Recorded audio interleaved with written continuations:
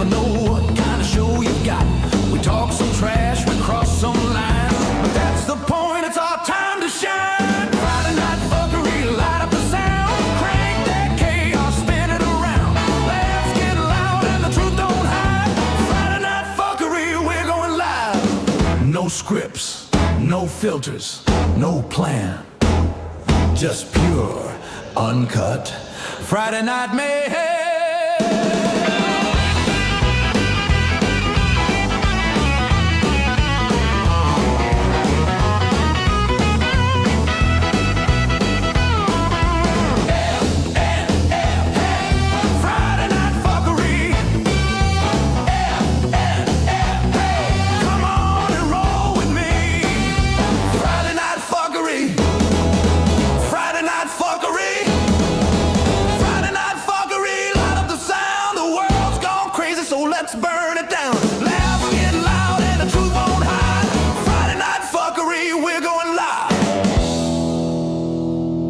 It's chaos, it's comedy.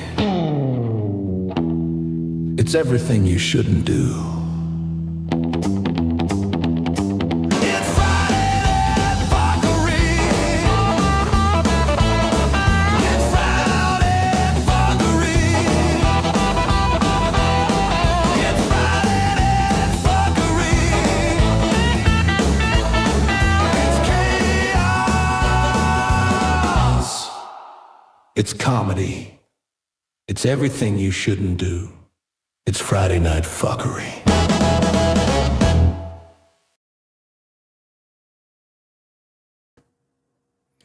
Welcome, everyone, back to your favorite cubbyhole on the internet. Happy Friday, everybody.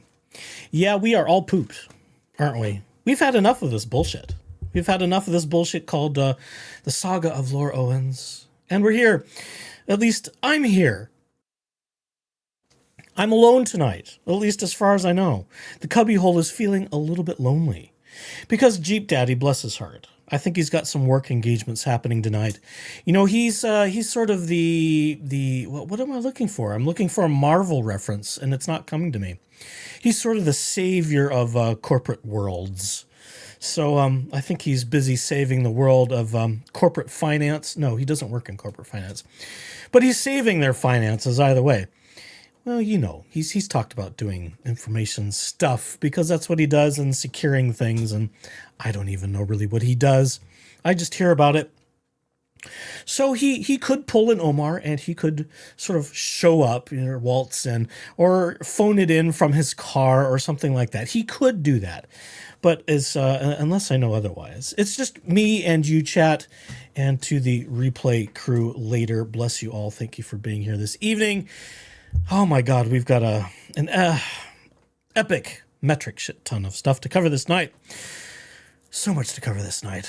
This night of all nights, tonight's the night of all the nights. And I'm dragging. It's been a busy week out of the cubbyhole. You know, this is not a monetized YouTube channel, as I stutter over the words. So that must, that's one less feather in Laura Owens' cap to try and come after me with. On his fucking monetized YouTube channel where he only talks about one thing, and that's me, and I can't stand it, and I'm going to sue everybody, and I'm going to get injunctions, and I'm going to do this and that, and all these restraining orders. It's okay. I got to save some for later. I've got to save some for later. I can't shoot my wad now. There's too much, folks. Now, I'm going to also admit, right from the get-go, I'm not going to cover absolutely everything since our last time together, because there's just too much. And I've come to a little bit of a decision at this point in time. I'm not going to give a certain dingus the douche canoe. Oh, damn it. I don't have my buttons ready. The fucking douche canoe. That button. I'm not going to give him all the oxygen he craves by talking about everything he posts, because quite honestly, it just continuously disgusts me, and it elevates my blood pressure, and we don't need that. We don't need that. So I'm going to suggest to everyone that we aren't going to talk about much of what Dingus the Douche Canoe has said so far, at least not tonight. I don't have that in me. I can only handle and cover so much nonsense. at one time. And you know how we go here. You know, if it's not at least a 2-hour session, I'm not doing a very good job. And if, you know, if Cheap Daddy's here, if it's not at least a 3-hour session, we're not doing a very good job. So let's see how it happens. And if there's more I need to add, because I don't feel I've done enough, which I doubt will be the case, then I'll add more. I'll just tack on to the end, or we'll call it an early Friday, and we'll do more some other time. Because Jeep Daddy told me, he says, well, you know, the next time I'm really available is like Monday. And I said, that's not acceptable. That's just not acceptable. We don't, you know, Batman needs his Robin, and Tonto needs a sidekick. You know, I need a third person. So when we're all together, it could be like the Three Caballeros, or if, you know, someone else is out, it could be, you know, the dynamic duo. But I'm not that fortunate yet, unless Bruce is feeling lonely and he wants to jump into the studio and pull some of his hair out in this session too. Bruce is always welcome, as are others. If anyone of the usual creators ever wanted to jump in on something, they are most welcome, as always, and I would happily quickly give them a link, even though my multitasking skills absolutely suck. So we will get to the injunction. I've got injunction talk. Injunction, what's our function? We're going to talk about at the end. Because should there by some small miracle be a Jeep Daddy sighting before the end of this session, I just want to, I'm delaying it, right? I'm holding off as long as I can to see if by some miracle he makes it into the studio before the end credits. We do have end credits today. I've pulled out some of the old songs from, you know, months and months and months ago, and we'll close something out. Something appropriate for how I'm feeling about sort of all of this nonsense we're calling the cases of Laura Owens, because it's not just one case. You know, we had a paternity case, we've had previous cases, we've got current cases, we've got criminal cases, we've got bankruptcy cases, we've got injunction cases. I mean, we're just drowning in Laura Owens cases. It's just too much. Okay, don't twist Bruce's arm. Leave him be. He's okay. It's just, I always want to have a standing invitation for our good friends who are active in all the places. And believe you me, folks, Bruce gets around. He gets to things, and I see people talking about him in chat and other places long after I'm on replay crew. So Bruce is a busy fellow in this community, and discussing all of these things and staying well informed, as Bruce is so well wont to do. I have limited bandwidth, but I have started getting caught up a little bit with some other people. I was listening to Megan today. Megan had an interview with Stephanie Young, who has put together the documentary, the multi-chapter first season of the documentary. It's 10 episodes. The first 2 are available on Spotify and Apple iTunes, I think. Yes. You know, I have Apple products and I have no idea what to call anything. I'm flummoxed. I'm at a loss for words after all this bullshit this week. And there's been so much. So if you haven't already, folks, I highly recommend it. I probably should have included that in the show notes, but I tagged so many sources for this session that I was like, oh gosh, okay, just stop. So you can find great interviews about Stephanie Young, and including Clayton and some others, talking about the docuseries Love Trapped that Stephanie has authored and written, and has a number of people involved. It's amazing. I was a little nervous at the idea, because there's been some little rumblings about who was not asked to be part of the podcast. I don't care. Just tell the good story, make it the true story, the whole truth and nothing but the truth. And if you please. And already in the first 2 episodes, there have been little nuggets that even I didn't know about. And as I was listening to Megan talk about it, there were things that Megan didn't know about. And I think that's the same for some others. I haven't listened to Dave Neal's interview. I think he did one with Stephanie. I did briefly hear Reality Steve interview Stephanie. But it's excellent work, folks. It is excellent work. The first 2 episodes are riveting, even though it's kind of the early the early years of Bachelor Clayton, shall we say. Talks a little bit about some of, his formative stuff, how we got on The Bachelor, and then it kind of starts transitioning as to how we got to where we are. And this is going to be a once-a-week episode, this docu-series, this podcast. And I'm on pins and needles for next week. I don't know if I can handle it, waiting a week at a time for the next, 8-9 weeks or 10 weeks or whatever it is. And they're hoping that they get favorable enough reviews to have a season 2. And it sounds like they're holding some material for that possibility. The number of hours of things that have supposedly ended up on the cutting room floor already was shocking to me. So the hard work has been done. The good work has been done by Stephanie and her team and everyone in her creative circle with that podcast. That, again, I can't recommend it enough. I have not done much in terms of spreading the word via the socials and all that other thing because I'm still getting caught up. I took last night off. I was not doing so hot, and I weighed doing a live last night, and I said, well, to Jeep Dad, it's like, are you busy tonight? And, well, he was busy last night. So I was like, well, I'm not quite feeling it tonight. So I guess I'll just have to save it for Friday. Hope I feel a little better. We're doing better. I'm starting to bounce back. As I get older, all of this work stuff for my own breadsticks, because, again, this is not a monetized YouTube channel. And I may continue to not be a monetized YouTube channel for a little while because, there's, yes, things like super chats and that sort of thing are fun and engaging. And, okay, you could make some shekels off that.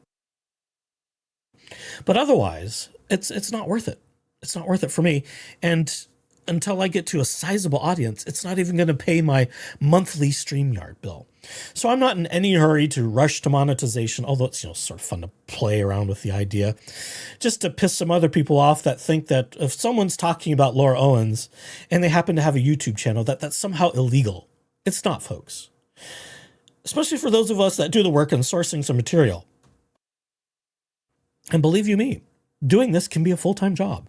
And if you get to the point where you're actually making videos and you aren't just sort of, flying by the seat of your pants doing a live, you're spending hours, if not days, editing and inserting and tweaking and all this stuff, all the production it takes to do a pre-recorded video. It's exhausting. It's enough with this. So, we are operating at a deficit. StreamYard is not cheap. It's, $40 a month or something. So I consider this a public service. Talking about this case and the other cases I've covered. I have covered other cases, unlike Laura Owens, who's accused Rob of only talking about her, which is absolutely false because I've scrolled through Rob's other videos. I have not only talked about Laura Owens' other videos. And you know what? Because I sort of forgot something, I should back up slightly. I should back up just slightly. So here's a new little thing for you all. This is new. You might like this. This is how I'm going to start new shows. I should have started with this. I clicked the wrong thing and just had to go with it because you don't want to stop the show. Don't stop the train mid-tracks, right? So this is for you guys. This is for future starting of the show. So this is fresh.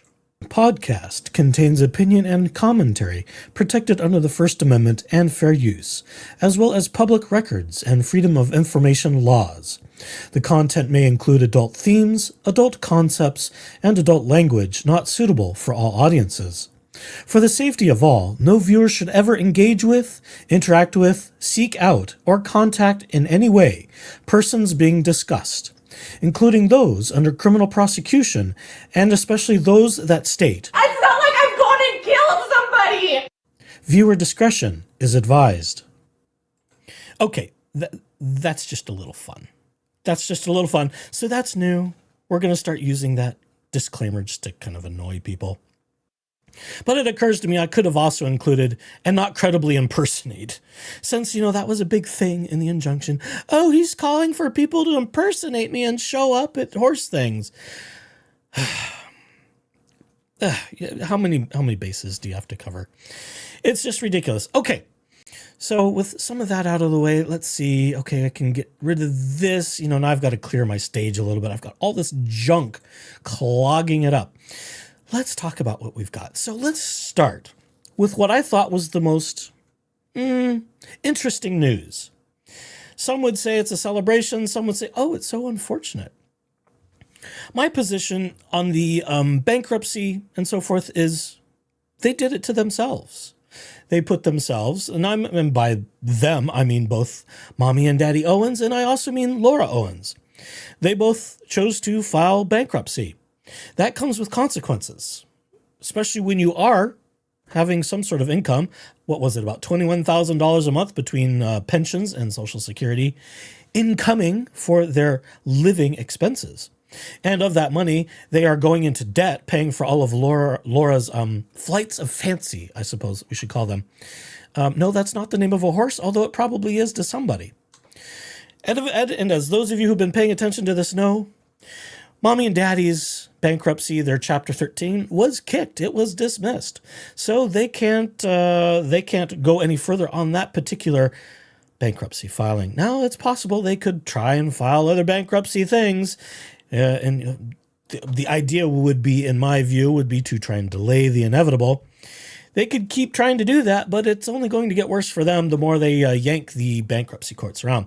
So that's not a good approach. It's do what you need to do. You've got to get caught up in your bills, and you've got to settle some things with your creditors is really what needs to happen. So the news, of course, has been that the Owens Compound Ranch, Quartet Farms headquarters, Stylet Farm quarters, whatever, all the headquarters for all the Owens goofiness, LLCs, whatever you want to call it. There's some foreclosures happening on that property. Yes, to the tune of, I think, $1.5 or $6 million. We'll talk about that in a minute. But here's some documents, because we do like documents, don't we? We love the documents, and it's so nice to see you all in chat. Hi, everybody. It's good to see you. It's good to be back here in the cubbyhole talking about all this nonsense. Although I will admit, here's digression number 15 before I get even to minute mark 20.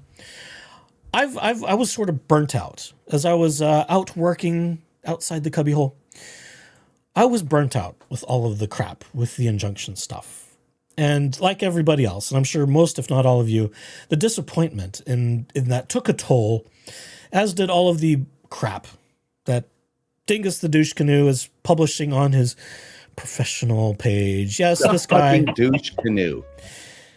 It zapped me a little bit. And as the ruling from Commissioner Coates, who heard Owens v.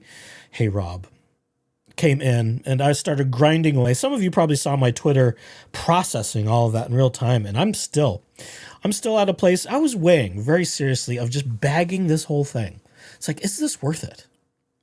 Is this worth it to take that risk where any crazy person can come after you and, run you into the hole by making claims, as we will find out as we get to that segment of tonight's program, that could be said are not true. They could, in fact, be not just minor perjury, but major perjury.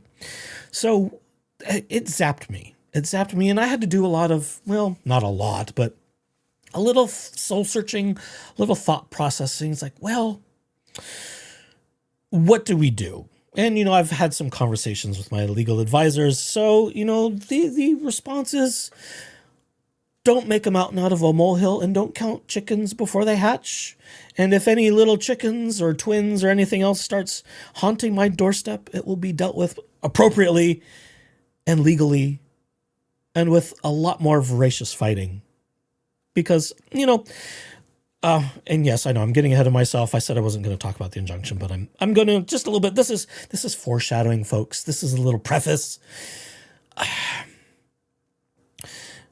Everyone has a different style in how they want to cover this.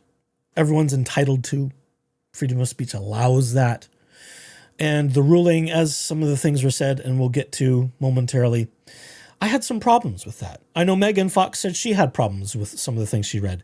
And after I saw the ex parte hearing, just with the commissioner and Laura Owens, I was even more irate. And that irateness led to the need to me to continue discussing this case. Because, as the saying goes, many hands make light work, if I get the words in the right order. So too do many voices make social change necessary. And sometimes that social change could include modifying existing laws and statutes so that people like Laura Owens can't engage in the frivolous stuff that they have. And that can't happen if we don't take a little bit of risk and discuss these things and discuss our concerns. Because this isn't just about some woman who made a mistake. This is about a woman who, if she's making mistakes, she spent decades, apparently, allegedly, in my opinion, making the same mistakes with a slew of different innocent men who didn't see her for what she was until it was too late. And once it was too late, she had already gone through the court system a couple of times. She's filed restraining orders and injunctions and all these other things. And she's ruined lives. She's ruined people's lives to hundreds of thousands of dollars. There should be consequences. And with those consequences, we'll even talk about the plea deal a little bit tonight, because some of that has kind of slipped out a little bit. So, okay, all right, stop yammering on, Jeep Daddy would say. Read the damn piece of paper. Well, it's not a piece of paper. It's electrons on my screen. Actually, more specifically, it's micro LEDs on my screen. But it is what it is. It's good enough resolution, although sometimes we do like paper. So this is the substitution of trustee. We're back at the bankruptcy case now. And we're back talking about where things are with Mommy and Daddy Owens and property and so forth. So this is substitution of trustee, whereas Ronald Owens and Elizabeth Ann Naylor Owens, a.k.a. Jan Black, husband and wife, and Christian George Alfonso Navarro and Sarah Owens, husband and wife, daughter and son-in-law to Ronald Stephen Owens and Elizabeth Ann Naylor Jan Black Owens, has joint tenants with right of survivorship with the original trustors. First Choice Settlement LLC title was the original trustee and Mortgage Electronic Registration Systems, Inc. as beneficiary, as nominee for Foundation Funding Corporation. Its successors and assigns was the original beneficiary under that certain deed of trust dated April 19, 2024 and recorded April 26, 24 as instrument number, etc. there of the official records of Maricopa County, Arizona, and described as legal description attached hereto as Exhibit A. Whereas the undersigned, who is the present beneficiary under said deed of trust, desires to appoint a new trustee in place and stead of said original trustee or successor trustee thereunder. Now, therefore, the undersigned hereby appoints Leonard J. McDonald as successor trustee under deed of trust, who qualifies as trustee of deed of trust, as licensed, blah, blah, blah, blah, blah, ARS, etc.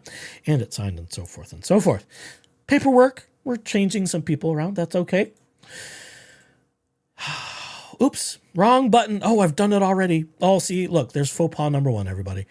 Oh, what have we done? There it is. Okay. You got to watch out. Sometimes that little blue button is really appealing. That says stop sharing rather than change tab. Oh, I got to watch out for that one. So let's have this one. This is the notice of trustee's sale. It's embiggened properly because it's teensy weensy stuff. It's even small on my screen, which is saying something. When we have to embiggen that much, there's lots to read. The notice of trustee's sale. And the file ID under stuff, lots of letters and numbers, of Owens and Sarah Owens. As you may recall, those of you who follow Big Tiff Dog, who's been talking about this so intently. Tiff has done some great stuff, and she's helped me kind of understand some of this listening to her, and she recently appeared on the Court of Random Opinion with Bruce and Lauren. So get caught up there, folks. There's lots of stuff. That's about what we know. This is not good. This is not good. And while it would be really easy to make light and say, well, Laura and Mom and Dad are going to be homeless soon. You know what? Hell with it. There's no reason for me to be generous anymore because they did this to themselves. They chose to get themselves in financial hot water. They chose not to pay anything and settle their debts. They chose to file bankruptcy, which comes with consequences, both sets of them. And these are the consequences coming home to roost. And Dingus the douche canoe, The fucking douche canoe. can saber rattle and wave his threats on his blog all he wants. It doesn't change the fact that this could have been prevented. But they made poor choices, and some people have opined, that being Ian Runkle and HeyRob, that a certain douche canoe may have gave them the idea that, well, if they file bankruptcy, it will kind of, maybe things will just go away, or that was their opinion. I don't have that clip up. You can go watch that segment on Law and Lumber, where Ian says, "Oh, I think someone put them up to this idea of filing for bankruptcy," which both of them did, of course. We see this a lot. We see this a lot where, and I covered this with the Jen Camp case, where Jen Camp, after a judgment was getting entered against her in her defamation, she was sued for defamation, and she tried to quit claim the house and file for bankruptcy and divorce her husband and put as much distance between assets and her assets and herself, and who she owed a judgment to, 7-figure judgment, by the way. We see this a lot. Lynette Preston in What the Hales has done the same thing. And it seems like a certain attorney there may have put her up to that too, that being Lynette Preston. So we see this as sort of a tactic by people to separate themselves from assets, to try and make themselves judgment proof. And of course, it's not legal to do that, right? At least as far as I know. Again, I don't practice law, but my understanding is if you've got a judgment against you, you've got assets, and you're trying to engage in what could be considered fraudulent behavior, to put yourself apart from paying a court-issued judgment and your assets, that can get you into trouble. And we've seen it. Oh my gosh, people are saying we've just now hit 1K. Oh, thank you so much, everybody. Bless you all. That number will fluctuate because that's what YouTube does. But thank you so much. Thank you for joining this craziness and being part of the first YouTube goal setting of 1K. All right, back to the paperwork. So yes, they've done some silly things. They've done some stupid things, in my view, that they shouldn't have done. And filing bankruptcy, both mom and dad and Laura, to try and prevent Clayton from collecting, I believe is only going to haunt them in the end, and it's only going to get worse. So let's see. The following legally described trust property will be sold. Not may be sold, will be sold, pursuant to the power of sale under that certain trust deed recorded 42624 as document, etc., of the official records of Maricopa County, Arizona. Notice, and this is of course in big, bold, capital letters, if you believe there's a defense to the trustee sale, or if you have an objection to the trustee sale, you must file an action and obtain a court order pursuant to Rule 65, Arizona Rules Civil Procedure, stopping the sale no later than 5 p.m. Mountain Standard Time of the last business day before the scheduled date of sale, or you may have waived any defenses or objections to the sale. Unless you obtain an order, the sale will be final and will occur. Again, that's all in big, bold, capital letters. And it will occur at public auction on May 26, 2026 at 10 a.m. in the courtyard by the main entrance of the Superior Court Building, 201 West Jefferson, Phoenix, Arizona, 85003. And the property will be sold by the trustee to the highest bidder for cash in the forms which are lawful tender in the United States and acceptable to the trustee, payable in accordance with ARS, etc. The sale shall convey all right, title, and interest conveyed to and now held by it under said deed of trust in the property situated in said county and state, and more fully described as Lot 27, Desert Estates, Unit 15, according to Book 99 of Maps 23, Maricopa County, Arizona. And the street, Arizona location is purported to be. The address is there. It's redacted in this case for obvious reasons. Scottsdale, Arizona, tax parcel, etc. The undersigned trustee, Leonard J. McDonald, attorney at law, disclaims any liability for incorrectness of the street address and any other blah, blah, blah, blah, blah. Said sale will be made in an as-is condition, but without covenant warranty or warranty expressed or implied regarding title, possession, or encumbrances to satisfy the indebtedness secured by said deed of trust, advances thereunder with interest as provided therein, and the unpaid principal balance of note secured by said deed of trust with interest thereon as provided in said note, plus fees, charges, and expenses of the trustee and of the trust created by said deed of trust. Notice of sale continue on following page. Ooh, whoa, that's a big number. Page 2. The original principal balance $1.6 million. Original truster Ronald Stephen Owens and Elizabeth Ann Naylor Owens, a.k.a. Jan Black, husband and wife, and Christian George Alfonso Navarro and Sarah Owens, husband and wife, as joint tenants with right of survivorship. With the redacted street address in Scottsdale, Arizona, current beneficiary, U.S. Bank Trust Company, National Association, blah, blah, blah, blah, blah, blah, blah, and all the other stuff. Okay, and that's dated 19th of February of this year by Leonard McDonald, attorney at law.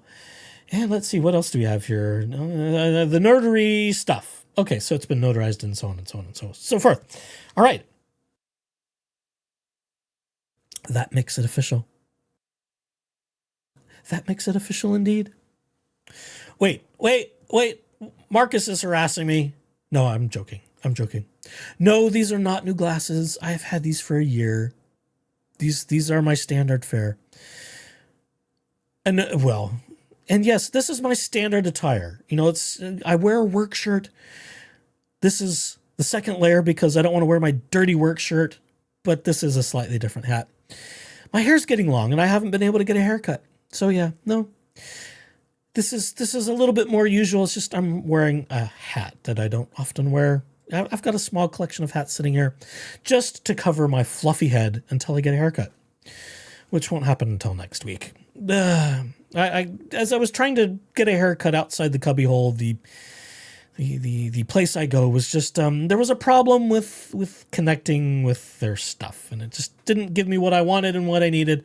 So I had to wait till I got back, and by then it's like, okay, well, I'm gonna have to wait a week because I've got a girl.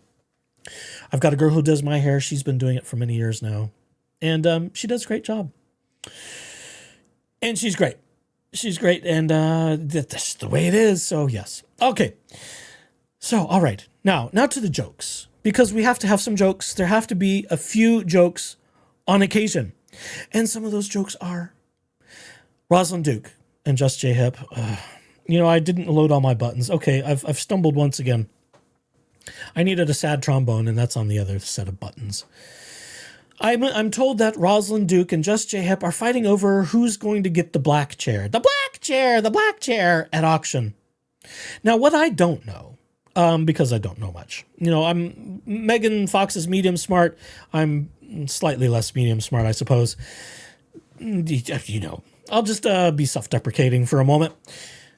I don't know if the house includes all the furniture. It might. I think they kept some of the stuff that was with the house, because I remember seeing some of the for sale pictures from the real estate group selling that house. And the same thing at the front door was in the pictures that also appeared in body cam footage after the Owens family decided to reside in that property. I'm not sure how much of the furniture might be stuff that was already there. So I wonder if the as-is may include furniture. It might be ready to go. I don't know. And of course, that also leads to another question, wouldn't it? What about the horses? What about the horses?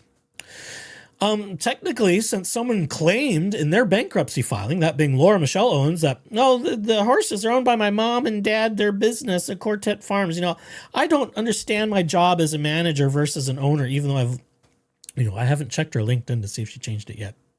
I won't digress to that right now, but I may have to check that before the end of the evening. If someone still claims to be CEO of all these businesses that don't operate, or we don't really run, but maybe we do, but maybe we don't, as far as the bankruptcy is concerned. So much sleight of hand there. So much sleight of hand, and it's just outrageous. So I have heard that. I thought it was funny. But there were two black chairs, as I recall.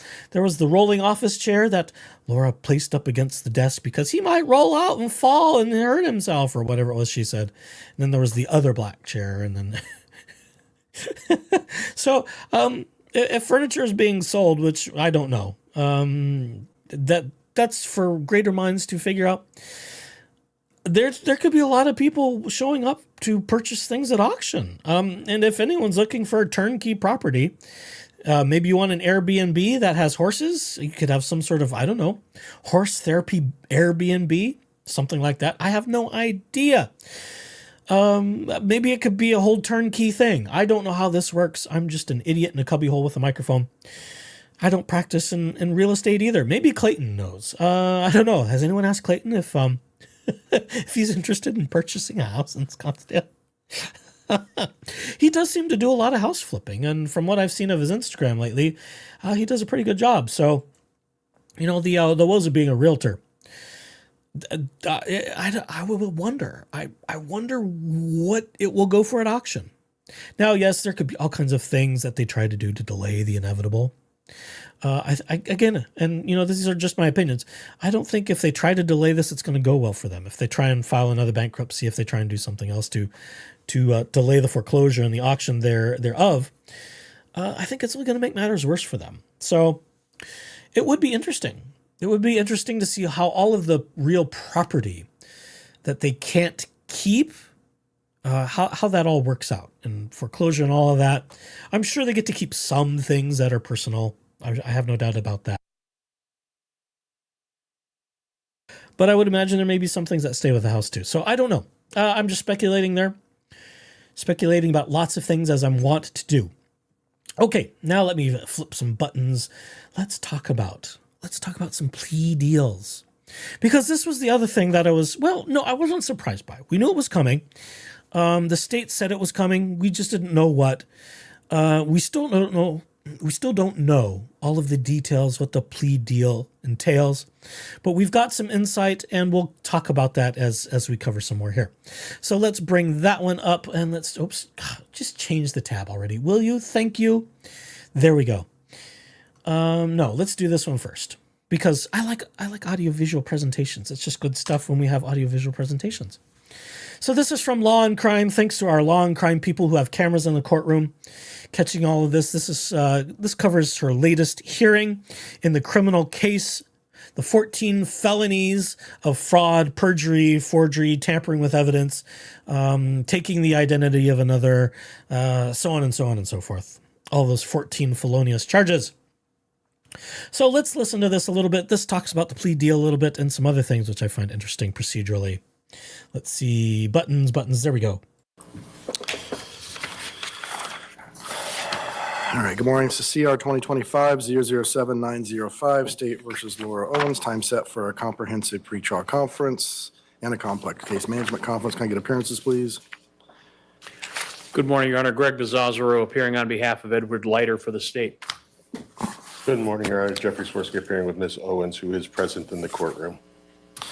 All right. And Ms. Owens, can I get your name and date of birth, please? Laura Owens, 5/14/1990.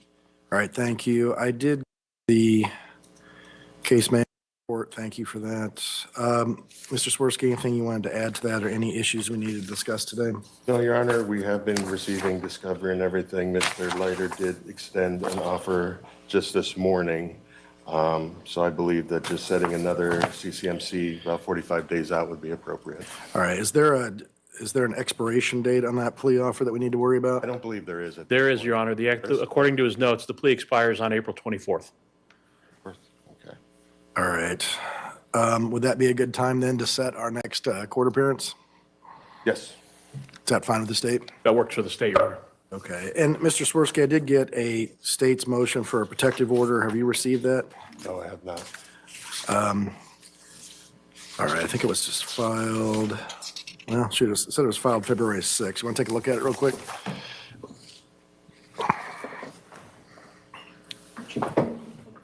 So I should point out that what they are talking about, if I'm not mistaken, is the motion that the state made to have some stuff under protection. There's probably some evidence that, you know, they want to do the right thing for and want to keep that protected. So it's not surprising that Mr. Swirsky, being the public defender, is probably buried in mountains of cases and hasn't been able to catch up on some of the paperwork, that being this thing that they're talking about here. So it's more procedural than it really is interesting, but it is part of the process. They want to keep anything coming in from being misused. So there's that sort of thing. All right. Of April? I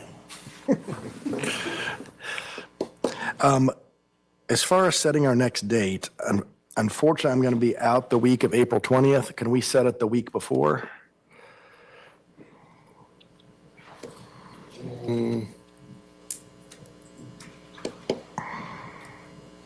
When in that week? Because I actually have a surgery on the 13th. Well, let me take a look. Thursday of that week is the 16th. Well, I can do it the week before too. I just don't want to miss that date of the 24th. Can we do it the week of April 6th through the 9th? Are you available then, Mr. Swirsky? Yes. All right. April 9th, 8:45. Thursday, April 9th, good? That should work, Your Honor. Yes, Your Honor. Okay, so Ms. Owens need to be back in my courtroom April 9th at 8:45 for a complex case management conference. Then you have a final trial management conference July 22nd at 8:45 in front of me. Trial assignments July 29th at 9 o'clock before the trial assignment judge. If you fail to appear, warrants can issue for arrest if you don't show up for trial. Could occur in your absence. Stay in touch with your lawyer.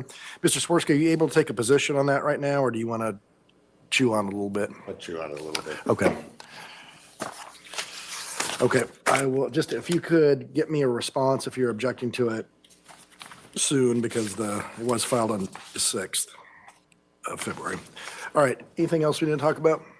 The only thing I would ask, Your Honor, just for the record, I'd ask you to address the motion since the time is run on the filing.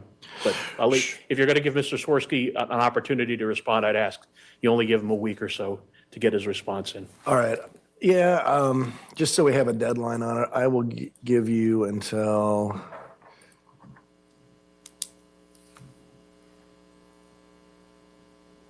March 6th, so Friday of next week.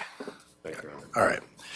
Thank you. I understand what the state's asking for, but our trial date's so far off, I don't think there's any huge prejudice giving Mr. Swirsky a little bit extra time. That's fine, Your Honor. To adjust it. So, all right, thank you. We're in recess. Thank you, Your Honor.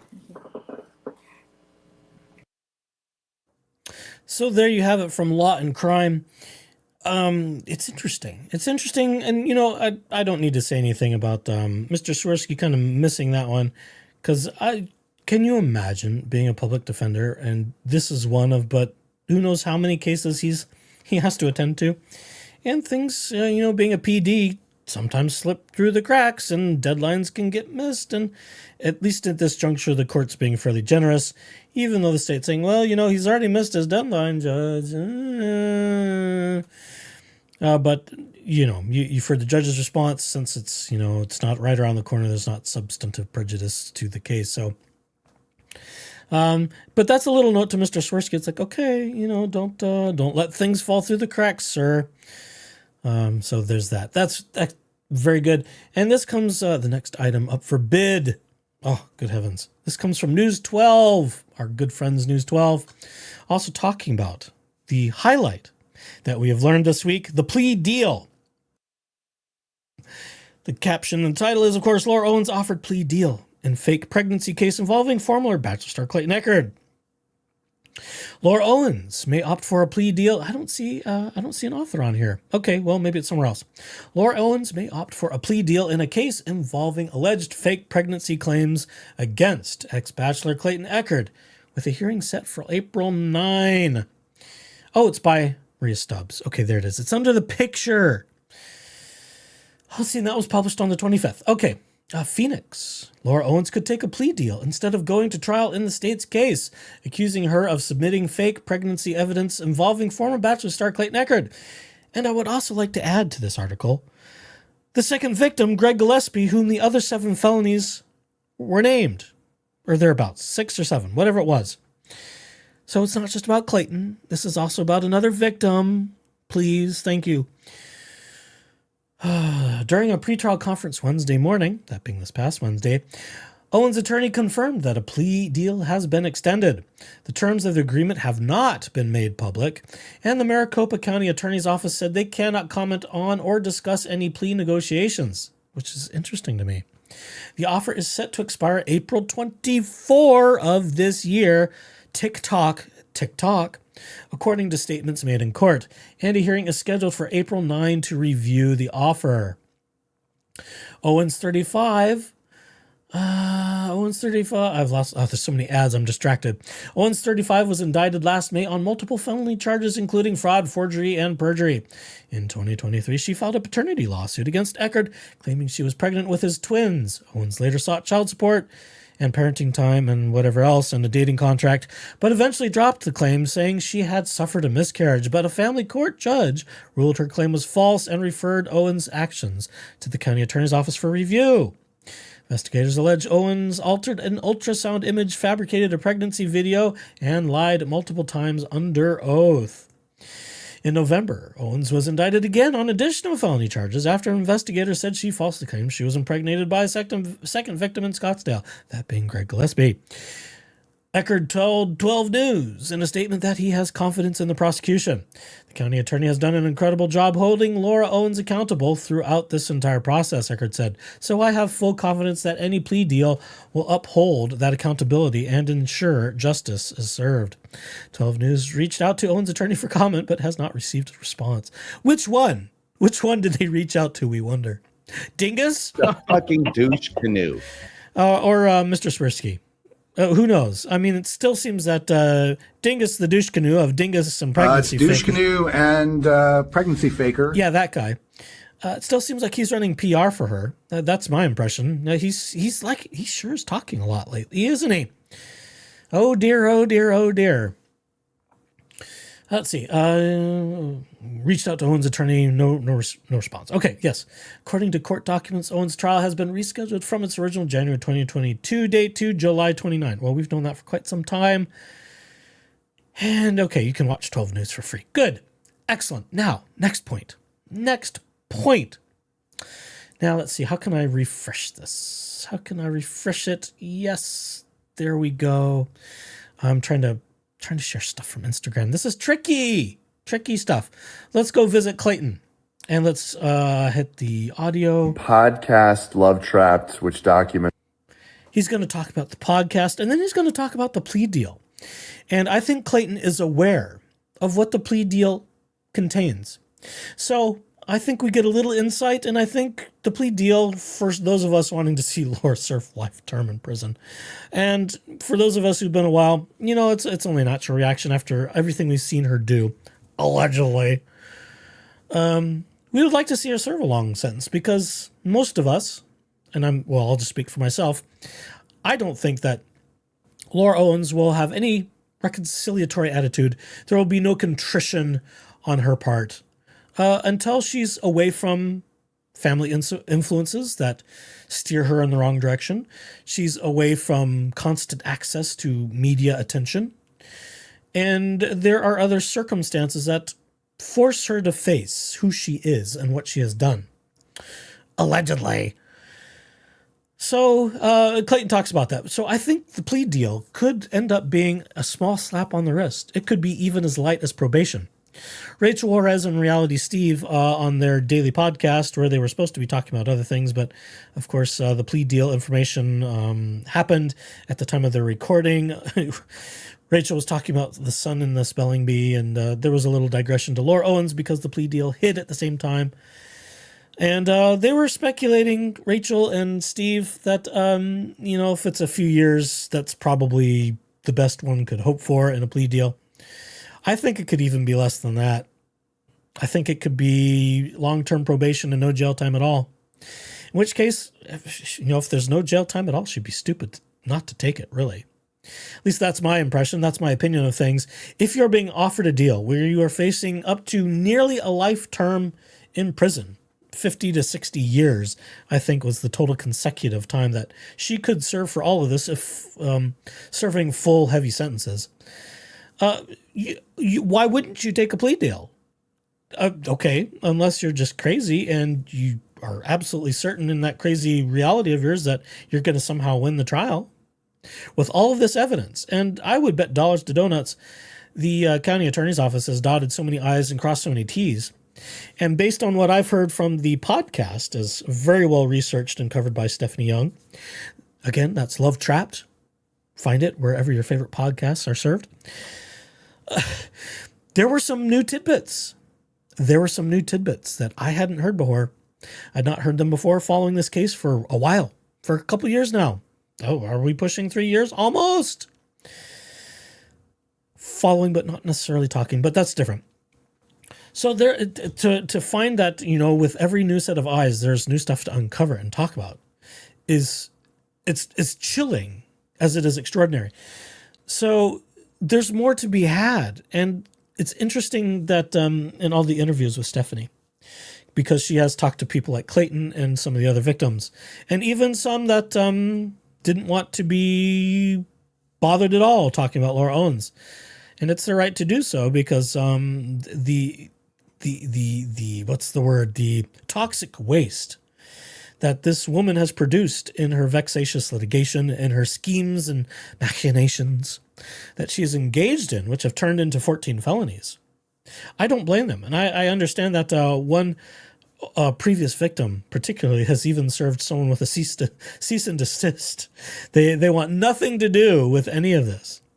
So it's very interesting. It's very interesting, the range of responses from the range of victims and people who've been tangential and parallel to covering the case.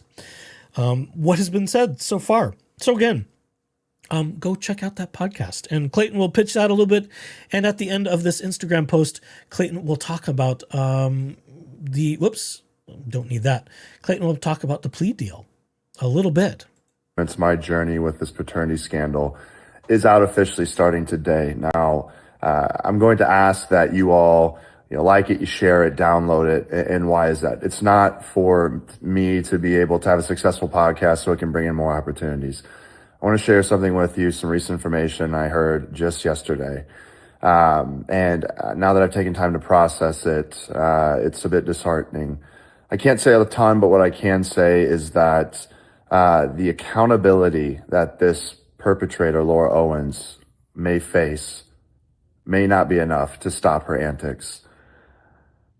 And that honestly is so agitating. I understand that, the justice system is doing their best, but they do not understand what they're up against. Truly, they don't realize that to stop her, you have to go to the extremes. And all I'll say without saying too much is what I was presented with yesterday was not to the standard necessary to stop her. She's going to do it again. And the fear that I have is that she's going to take a man to the brink of non-existence. And what pisses me off more than anything is that she says, they're acting like I killed somebody. And Laura, I would say you took so many of us to the brink of that. So yes, you, and if it was up to you, we would have, you just didn't realize the resilience that me and the other victims have to fight back and to seek justice. That's what you underestimated. And so I just ask, guys, I want this to be over as much as anybody else. Trust me, I feel like I've beaten a dead horse. I cannot believe that it's taken 3 years to get to this point. But we have a trial coming at the end of July. And I just ask that we fight all the way to the finish. You guys have been incredible. The community support system that I've had. First off, we wouldn't be here with a podcast if it wasn't for you all holding this individual accountable. I just ask that we stay strong through the end of July. And then, guys, hopefully that'll be the wraps. That'll be it. We get the accountability, justice is served, she's stopped from ever doing things ever again, because there is still a possibility that she may be held accountable to the degree that I want and the other victims, but there's a chance that she may not as well. So just ask that you guys engage with this podcast. Let's just keep a shining light on it, and let's just see this to the end. We're so, so close. Thank you all for the support. I really, really do greatly appreciate it, as do the other victims.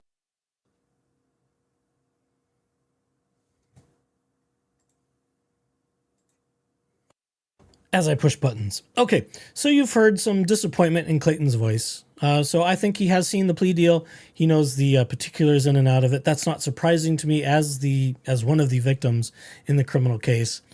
I'm sure that if there was any conversation with the state, that he has expressed some disappointment there. We have seen some things flying through the social media verse expressing that if there is not jail time for Laura Owens in all of this, in that plea deal, there's going to be lots of concern being aired to the county attorney's office. And I've seen people tag Rachel Mitchell's office in Twitter posts about their concern that the plea deal may be too light of a plea deal. Again, we don't know the details, so that will be interesting. And we may not know the details. We may never know the details.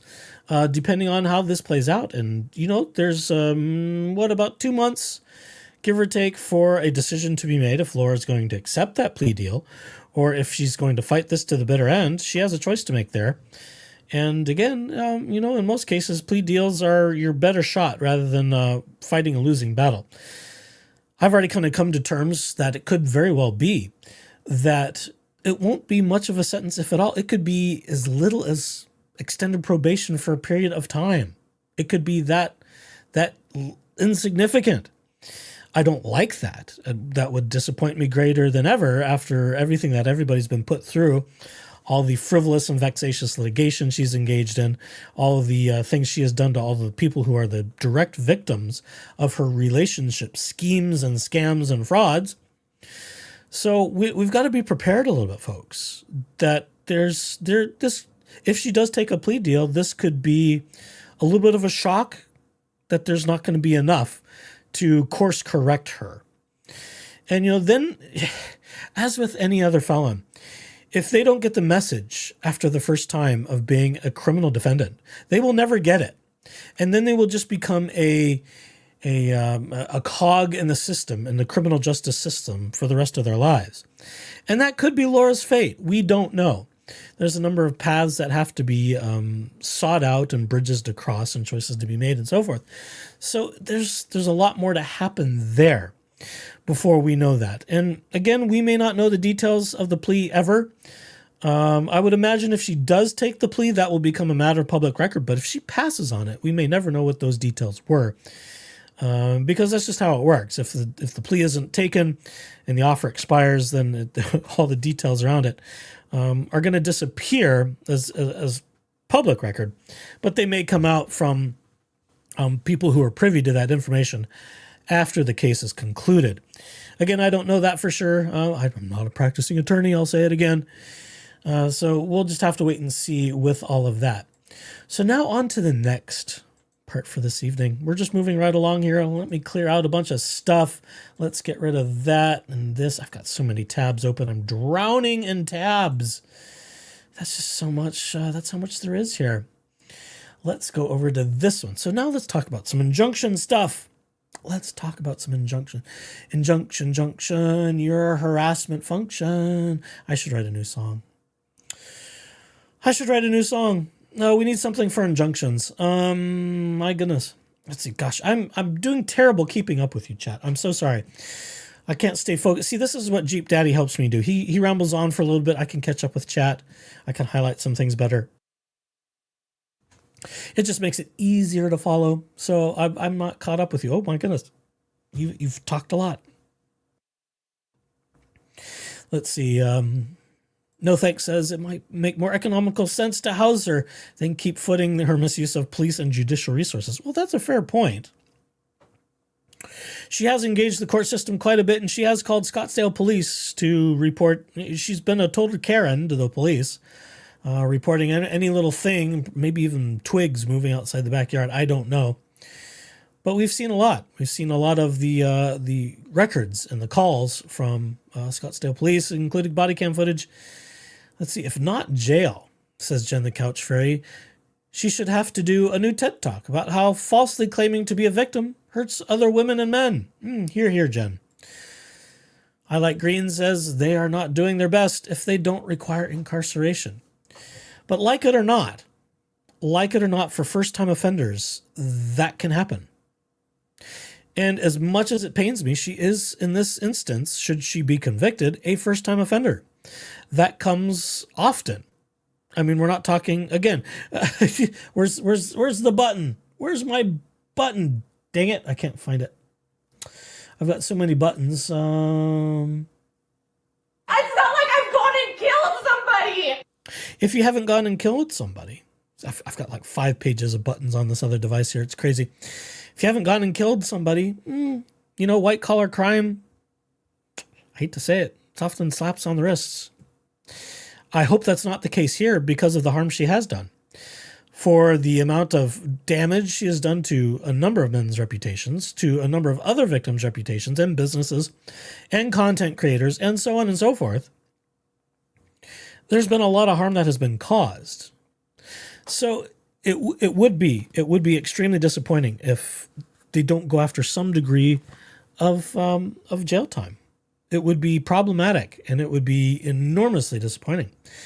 But that is a possibility. We have to face that. We just do. And then I think that allows us to double our efforts in talking about this case and what happened even more.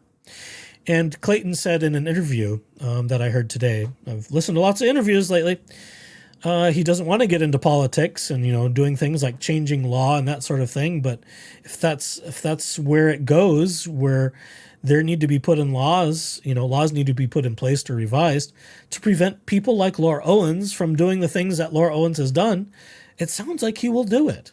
And I would hope for anybody living in Arizona, they would be supportive of those causes to get involved in the legislature to pass reasonable laws to prevent this kind of garbage and fraud and scam and relationship and medical fraud. All of the things Laura Owens has allegedly done. I believe it's more than alleged, but those are my beliefs. I believe they're factual. I believe they are uncontested facts, at least at this point in time.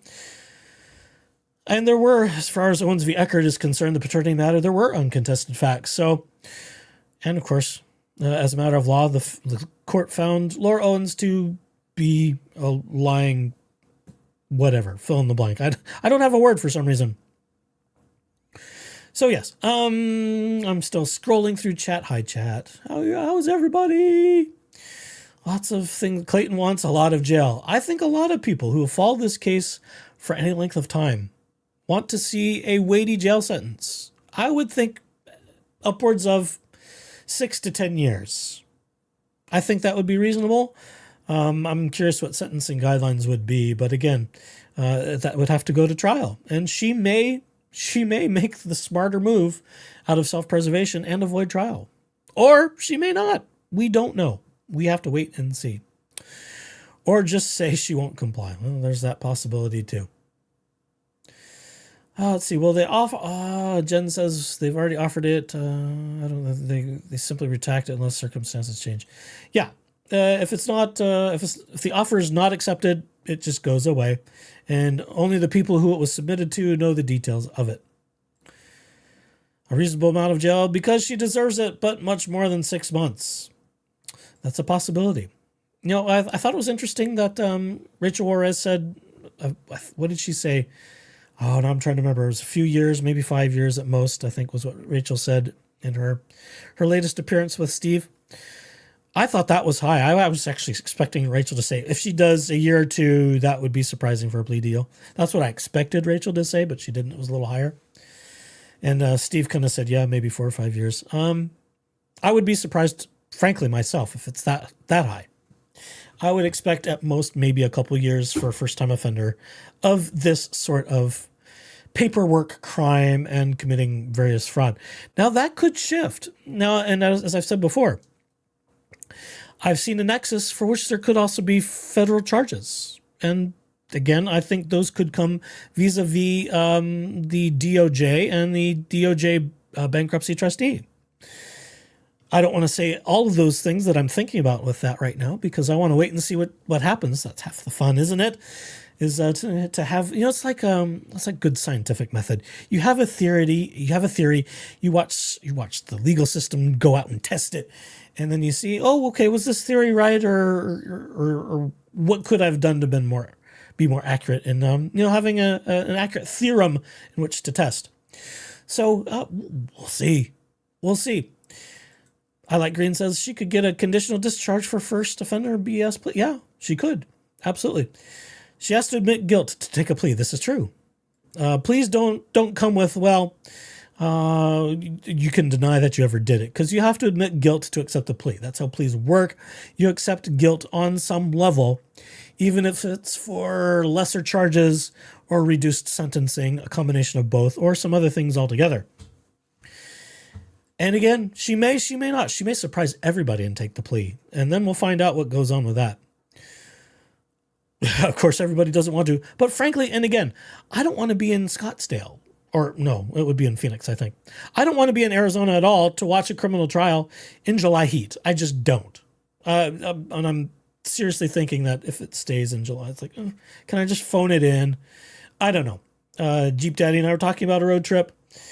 That may or may not happen. We just don't know because we're not there yet. A lot can happen, folks. A lot can kick the trial a little further, and we'll see. She'll have made a mockery of the judicial system. Yes, and I think that's a concern for a number of people. And as it pertains to the injunction, which we'll get to in moments, I think that's a big concern. Let's see. Caro says, bankruptcy fraud isn't something you want to mess with. Absolutely not. Each charge carries a minimum 10 years, max 30. You serve 90% of your sentence. Yeah. Did he indicate additional felony charges? Oh, okay.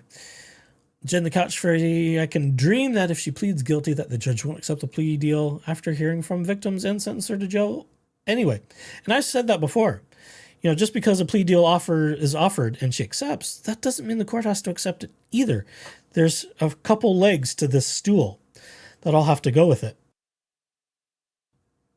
And the judge is one of those. The court is a piece in accepting plea deals because they could completely reject it. I have seen that. I have seen that in more substantive criminal trials than Laura Owens. I've seen that in homicides. I've seen that in violent, horrific attacks where, you know, there were some wishy-washy plea deals and, okay, maybe someone served a little bit of jail time, but the crimes they committed were so horrific that just said, hell no, forget it, try again. I'm not accepting this. And then, of course, there could be any sort of antics from the defendant, too. That could create a problem for accepting a plea deal. So there's a lot of pieces. There's a lot of things to cover. There's a lot of ground to cover before anything substantive with the plea can even be really discussed. But we can speculate. We can have our ideas and our opinions. But I don't think it's very much. I think it's if there's any jail time at all, I think it's a very short sentence. I would say less than a couple years, and probably extended probation would be my guess. Maybe some it won't be pretrial release, but sort of post-sentencing guidelines, I think is what I'm thinking. So yeah, quite a few things. Let's see. Oh, lots of stuff talking to Caro about legal stuff. The most horrible sentence would be no interweb sentence. Well, Laura Owens does seem to spend an enormous amount of time following people on the internet and watching content creators. For all we know, she could be watching right now. I don't know. I don't have that kind of spy technology, and even if I did, what difference does it make? Laura goes out and consumes what Laura goes out and consumes. We can't stop her because this is a public forum. But we do like to keep things on the up and up. And, you know, that's why we're talking about this in a public forum rather than behind closed doors, you know. Oh, Judge, could you just make all this paternity stuff private so nobody knows about it? I need to preserve my reputation. I've got no reputation, no name. Steve called me a dumbass. Oh, do I have that one? I think I have that one. See, I've got so many buttons now that, yeah. Damn! Nope, not that one. Steve has called me a dumbass. Really, I should just chop that whole thing up and have different buttons for that whole Facebook outburst that was captured. Now, I'm gonna say again to everybody in chat and everybody on Replay Crew, don't engage with Laura Owens. Don't engage with the douche canoe, that being David Gingras. Don't seek them out. Don't talk to them. Don't engage with them. Keep a 30-mile rule, at least, between all of them. Don't go out and incredibly impersonate anybody. If anyone considers something like Laura Knighty wearing a long-haired wig and a red sweater as credibly impersonating Laura Owens, the world has a bigger problem. I've debated doing that whole thing as a bit myself, but it's like, oh, wigs and sweaters are itchy. So that's probably not something I'll do. And I think the long hair and the red sweater would clash with my salt and pepper facial hair. So there's that problem too. I would never make a good drag queen. It's never going to happen. And I say that, and I don't mean that in the Jack Fox don't say never sort of never. I mean, never going to happen. I will not wear heels. I will not dress up in drag. That's just not going to happen. That's not my style. It's not my representation. So I have no desires to dress up like a lady. No offense, ladies. I may be a flaming Mo, but I am a cisgendered Mo at that. So that's just who I am, and I will lay all claims, rights, and privileges therein. Okay, Now, to the next portion of our program. See, I'm stalling. I'm stalling as much as I can to see if, is there anything from Jeep Daddy who's saying, oh, I'm on my way up? No, nothing from Jeep Daddy. So I think it's just us. So we'll dive into the injunction part. Oh, well, thank you, Carol, so much for that. I don't feel young. And technically I'm not. I'm very well into middle age. If I'm lucky enough to even make it to 90 years old, I'm very well into middle age. But, we try and, I'm trying to take better care of myself now because, as those of you who are older know, things just hurt more as you get older. And every birthday that elapses as they tick by, doesn't matter even if it's a 0, if you keep it to decades or half decades. Every year that elapses, your body just kind of reminds you of, oh, I hurt today, and I don't know what I did to deserve that. So we... you start learning things as you get older. It's like, oh, okay, I'm going to hurt, so I'll take it easy. We don't expend quite so much energy trying to keep moving and moving and moving and moving as in our younger years. 35 looks so appealing these days. 35 is the new 25 for sure. At least that's how I feel about it. So, injunction stuff. Let's see, hit these buttons. Let's go to the beginning, shall we? I debated how to start conversation about the injunction because we know what happened. We're all disappointed. It was a drain on my energy hearing the result of that. And as more and more came out and has come out, the more I was confused, and I admit it. And I got sort of excited about some stuff that the dingus, not the real dingus, but the parody dingus. What was it? Was it, I think it was the Twitter page.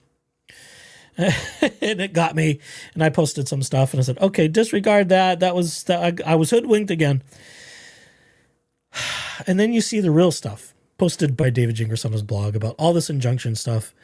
And I was doing a slow burn. I've been doing a slow burn all weekend over this injunction stuff because it raises concerns. It raises concerns for me about the lying and manipulation to, while not a judge, a commissioner. It's still a court, technically, in its operation.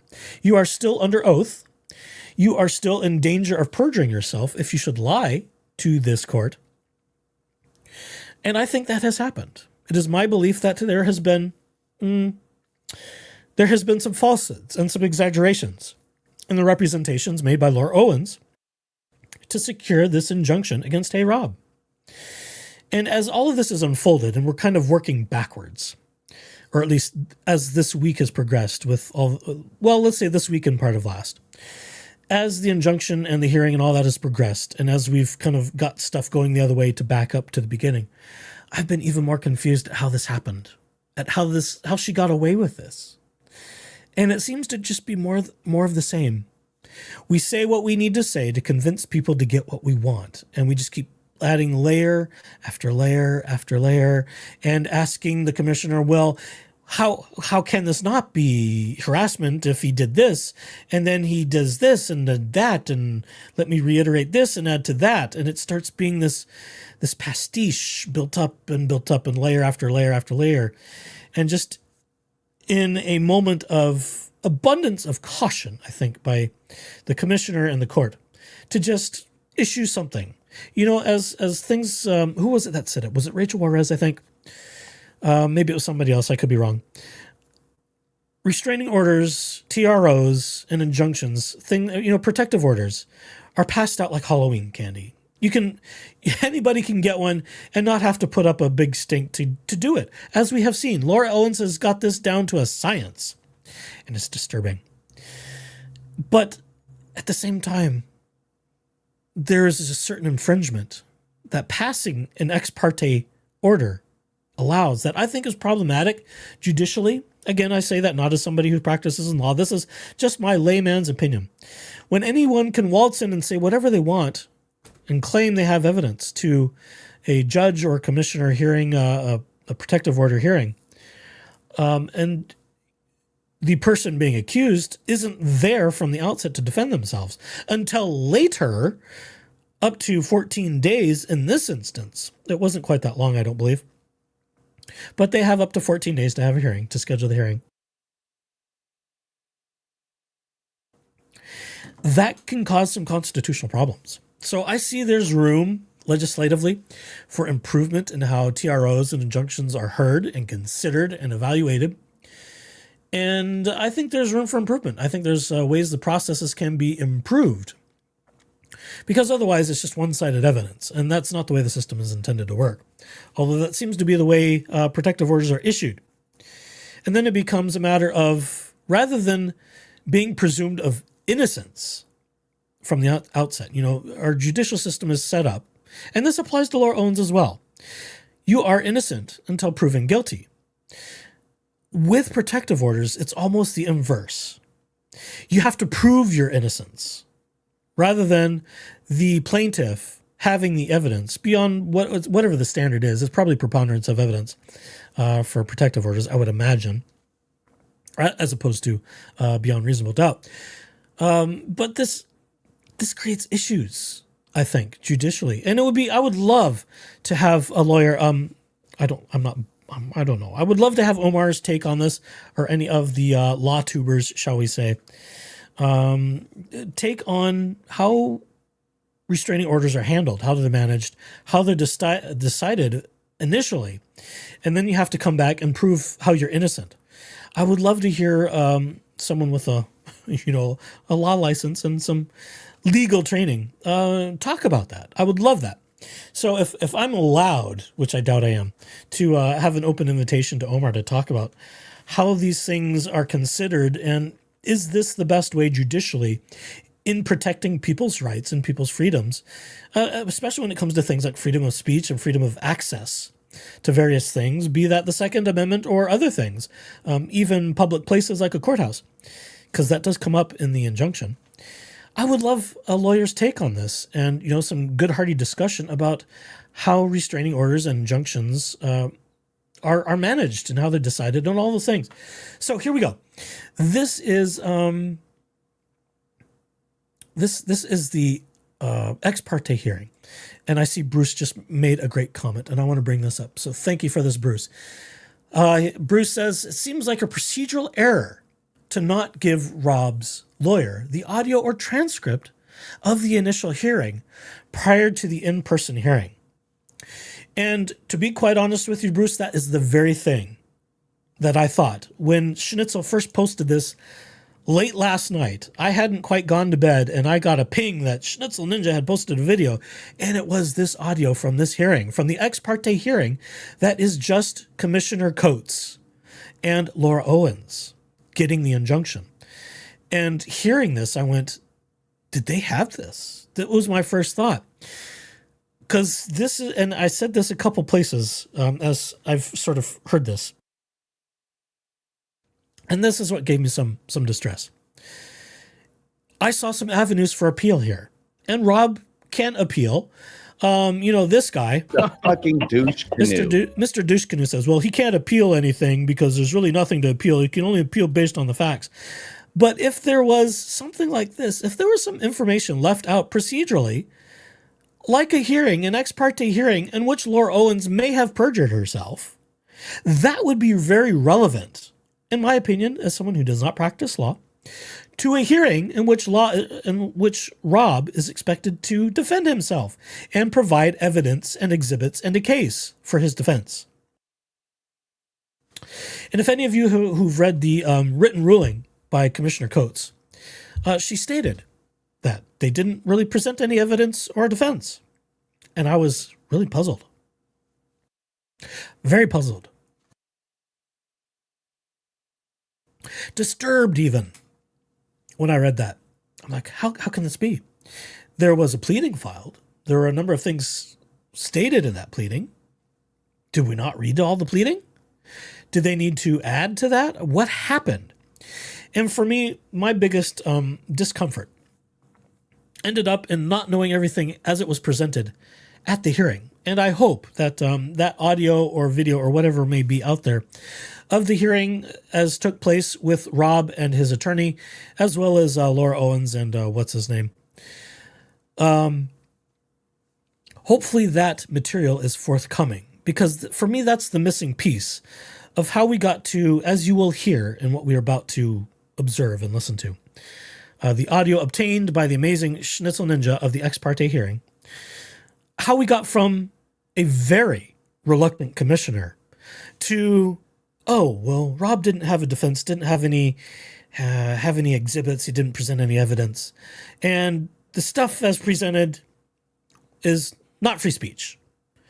And that's what got my gander was, what? How can we say this all of this is not protected speech? What happened? Where there was a wide chasm from the ex parte hearing versus the ruling that I could not fill in logically with what little I know as a layperson. So that will be helpful when and or if we get that, hopefully when as opposed to if, so that we can at least connect some of the dots and see what happened. Because I believe, and again, this is just my opinion as somebody who does not practice law, I believe there are some appealable issues here. Now it's going to be just as Laura Owens has some choices about her criminal case, Rob has some choices about this case and whether or not he wants to tally up the tab even higher to fight this further, and see where it goes. Because, yeah, there are limitations to what you can appeal, right? Obviously, you can't just try and, as sort of like how Laura did to try and get a new trial, get a do-over and bring in other evidence, which of course got summarily denied after they lost a few times and then all the appeals. I'm rehashing just because. But, the same thing applies to Rob. But because there are some potential defects here, I think Rob has some places to appeal. And I know Rob is being pretty tight-lipped right now. I think he has a right to do so. He doesn't have to reveal what they're planning on to us until after it happens or when it happens, and everybody knows, whichever happens first. So it's we'll see. We'll see if Rob chooses to do that, if he just takes one on the chin. It's up to him. It's up to him what he wants to do. And I will continue to wish Rob the best because, I don't believe, and I've seen him talk a lot of places and a lot of people who know him better than I ever will, just because I don't have closeness to many people talking about this. That's just the way this is. I don't want to pretend I have a parasocial relationship with everybody talking about this. That's unfair to everybody. But it's my belief that Rob kind of took the route of sort of the Howard Stern approach, sort of shock jock kind of thing. I think Megan Fox framed it that way as well. Some people were bothered by that. I saw a number of people making comments saying, well, I'll just say what they said. A number of people are saying, well, Rob got what he deserved for saying how he said it. And some of those people admitted that they have some trauma. So there's some nuance. I think that's necessary here. And I think some people, just wanting to be punitive because of their past and their trauma, wanted to just, kind of rake Rob over the coals. And, whatever your opinions are, you're entitled to them. You're also entitled to say things in shocking and offensive ways, as Commissioner Coates will tell us in but moments. You don't have to tune in. You don't have to watch. Just because you're offended does not make it criminal. It does not make it illegal speech. And that's where I would take Dingus the Douche Canoe to task. Sure, there's limits to speech. Any reasonable, rational person will realize that certain things, said certain ways to certain people, could be problematic. They could be illegal. They could be criminal. It all depends. You can't paint it black and white. Oh, dear me. Oh, dear me. Look who it is. Hi, everybody. The cat found a mouse. Hey. So okay, now you have to explain yourself while I take care of my ailing sinuses. Oh, well, I'm just curious. Well, what did I miss? Did I miss anything fun? We talked about the foreclosure of the house. Ooh. And how someone's, and I don't say this, well, okay, I will say it somewhat jokingly, because they did it to themselves, just like I said it the first time. Someone may be homeless in May. Oh, no. Owens family farm and house, homestead, horsestead, whatever. The Owens compound, I think I often frame it as, is going up for auction. And unless there's a good case to prevent that from happening, it's a trustee's auction. And if you, sir, would like to have a property in Arizona, I read it. You'll have to back up. You have to be part of the replay crew. There is a time and place to be at the Phoenix courthouse on the whatever floor or the rotunda or whatever the hell it was. And, to the winner go the spoils of the highest bid. If you wish to have a piece, this is like that moment in Chicago where they're selling off Roxy Hart's things, including her negligee and all that stuff. This is sort of like that. Yeah, but it's a whole house.